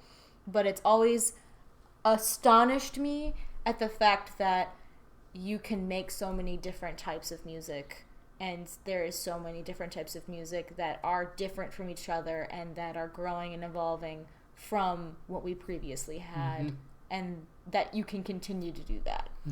It's like the fact that there are so many movies and TV shows out there that people have written, and so many things that people have written in books, because you'd think that we've done everything, haven't we? Right. We've already covered everything, but we haven't. Oh, no. I would Right. just like to say that this isn't my final words, but I was going to say during your thing like that, because and that all originates from the caveman drum. Yes, it all originates from the caveman drum. All music is descendant of the caveman drum. Yes, exactly, Jack. Probably it's the worst. Maybe. Maybe it might all come from the caveman. Probably I not. think he hums, too. I think he hums. That probably is more accurate for where everything came from. It's like humming, maybe, whatever. Music has always Music been a all part. came from the waterfall. The waterfall. Oh, yeah. You heard it. The birds? The birds. Yeah, and the birds. The birds? Aren't the birds the first And music? don't forget the No, dinosaur. birds aren't real. Don't forget the dinosaur. The The dinosaur. birds work for the bourgeoisie. The birds are a government That's conspiracy. the Yeah, they work for the low bourgeoisie. octave. Yeah, Is that's that the what low that end. is? That's Yeah. the real base. Anyway, okay. Well, I'd like to add one thing in conclusion, too, and that is I think when I listen to all of this, and being the oldest, I think what happened in my life, and I think it's true of all of you, is that we never got stuck with one genre of music or one type. Right. I mean, I know people who will listen only to country music, you know, or classical music, and there's nothing else. Or different iterations of punk music. Right, and that's the only music I listen to, whereas I think when I listen to us, the variety, it's a variety of Right. music that we've enjoyed and experienced. So I want to emphasize that. Second thing I would emphasize is that although I'm not a maker of music, I'm not a performer, I never thought myself that way, but the performers need listeners who appreciate what they're doing. So I've always seen myself as a listener who appreciates what performers are doing. And if the performers didn't have that, they wouldn't be able to perform. Right. I would just like to say, Grandpa, I was going to let each of you give a final statement. I was going to go down from Olivia to Father. But Well, that's Oh, okay. okay. That's okay. No, that's okay. It's fine. You can It It jump gives around. Father more time to think. he gets Father, yes. Father? Well, I completely agree with that. I also think it, this idea of, we're open to all these different kinds of music and how it affects us. I mean, it always amazes me too that I can continue to hear new music and enjoy it and go, oh, I really like that, even though it's not my generation of music, right? You tend to think, oh, you have a generation of music and that's your music, and That's right. it's not. I continue to expand, like when I heard Mumford and Sons, and I was just like, wow, that's really, really great, and they have a folk quality to them, and it's like, there continues to be new groups that I hear, and it's also very frustrating because then you got to keep adding more music, right? You gotta add more music. That's why my iPod. We talked about my so much iPod at the music. beginning. My iPod, was up to like 4,000 songs because I'm why adding more music. Spotify. Always. Right. Spotify. Now that's why I'm Spotify. using Spotify. So that's great, and I can Yeah. listen to whatever. So- and that. So I do enjoy that. I also want to say that I think the other great thing is I think it we do have a great appreciation for music. It's kind of like what we talked about. Unfortunately, in our last podcast, it seems that the audio didn't the audio come died. through. and We were talking about war. We were talking about war, yes. Hopefully, we can fix that I- and get that back out there. wanna- But we in that one we talked about how many of our family members have not Yeah. experienced or been soldiers or been a part of the we've been military, but we musicians, have a we've been great listeners, appreciation for those that do, and a great appreciation for That's right. battles and war, so to speak, and I think music's the same same kind of with thing. music. We don't have a huge amount of don't make experience it, actually we- making the music, we but just we have a listen to great appreciation culturally as Yep. well, with K-pop and Japanese and Yeah. and European, and just a Yeah. great appreciation of music Different from all over, styles. different styles of music from all over the world, and I think that's just a blessing from God. Yeah. That's I think so. we see that, Yeah. and I think that's what music is. yeah, Is a gift So- from God. yeah, that ties all of our humanity together. Yeah. So, for my final statement, I will just say, one, about the last episode, don't expect it to be back anytime soon, because my computer did crash, and I'm pretty sure that deleted that file. It was such a good one too. Whoa. Such a good one. Hopefully yeah. we can get that back. Hopefully We'll we'll have get to it redo back, it? but We might have to redo that. we might have to redo that. Might have to Yeah. redo We it. have to I threw my Dig notes into your away. memory. Dig into your mind Memory, palace. I threw Find my all the notes away. I information. can't. I know. Yeah, I'm sorry if it Grandpa doesn't said that we exist. should just lip sync it and Ah, try yeah. to I try to remember- lip so sync the it. main- Try That to might be lip kinda sync fun. to it. So hopefully, we can figure out the problem and Bad re-upload lip it. sync version. And whether that's having to find the original file or just recover it from YouTube somehow, I don't know. We'll try to get it back. Okay. The other thing is what I find interesting is, so you've lived, like, the whole point of this podcast is, usually to go back, and I got you guys because you've lived for so long. Not me. Not you, but like you experience so much of history that I haven't, and just how that perspective on like building that and how you've seen things develop. I find that amazingly interesting because I think that's interesting for myself as well, because that means that there's so much that I also will get to see develop. Yes. Something I think is interesting is the fact that with modern technology, like even as much as I despise, kind of, pure tech, pure electronic music, or or like YouTube parody, as I've talked earlier about this, about like bad version. I would argue like just bad music, like badly done music, people who aren't really trying. Music that you dislike. Music I dislike. I would say it's also arguably bad as well. Not always. Not always. But I would say that with the invention of YouTube, with the invention of just the internet, the usage of internet when it comes to music, and the delivering of music has really allowed many people to become artists in their own right. A lot of my favorite artists are literally just they are mostly YouTube artists who they might put their stuff on Spotify. They don't even have albums. Like most of the artists I like don't have albums. I probably wouldn't be able to experience as much of the music as I have, like especially international music, if it wasn't for the development of technology. Exactly. I went to like a shop, and the only band that I know that had any music in there was the Dropkick Murphys, and that's because they're a very popular American band. Right. They're in Boston. They come from Boston. They're pretty popular in America, at least, and that's the only band I was able to find that I know and I like that had an album, and that was like between vinyls and CDs.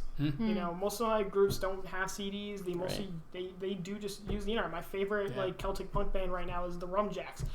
They literally just release digitally. Wow. I think they only release digitally. They don't release CDs, and if they do, though, it's like a unique special promo that you can buy on the internet. But it's that fact that you can have a band. Bands can come from the internet, and just that fact that it allows so many people to become artists in their own right.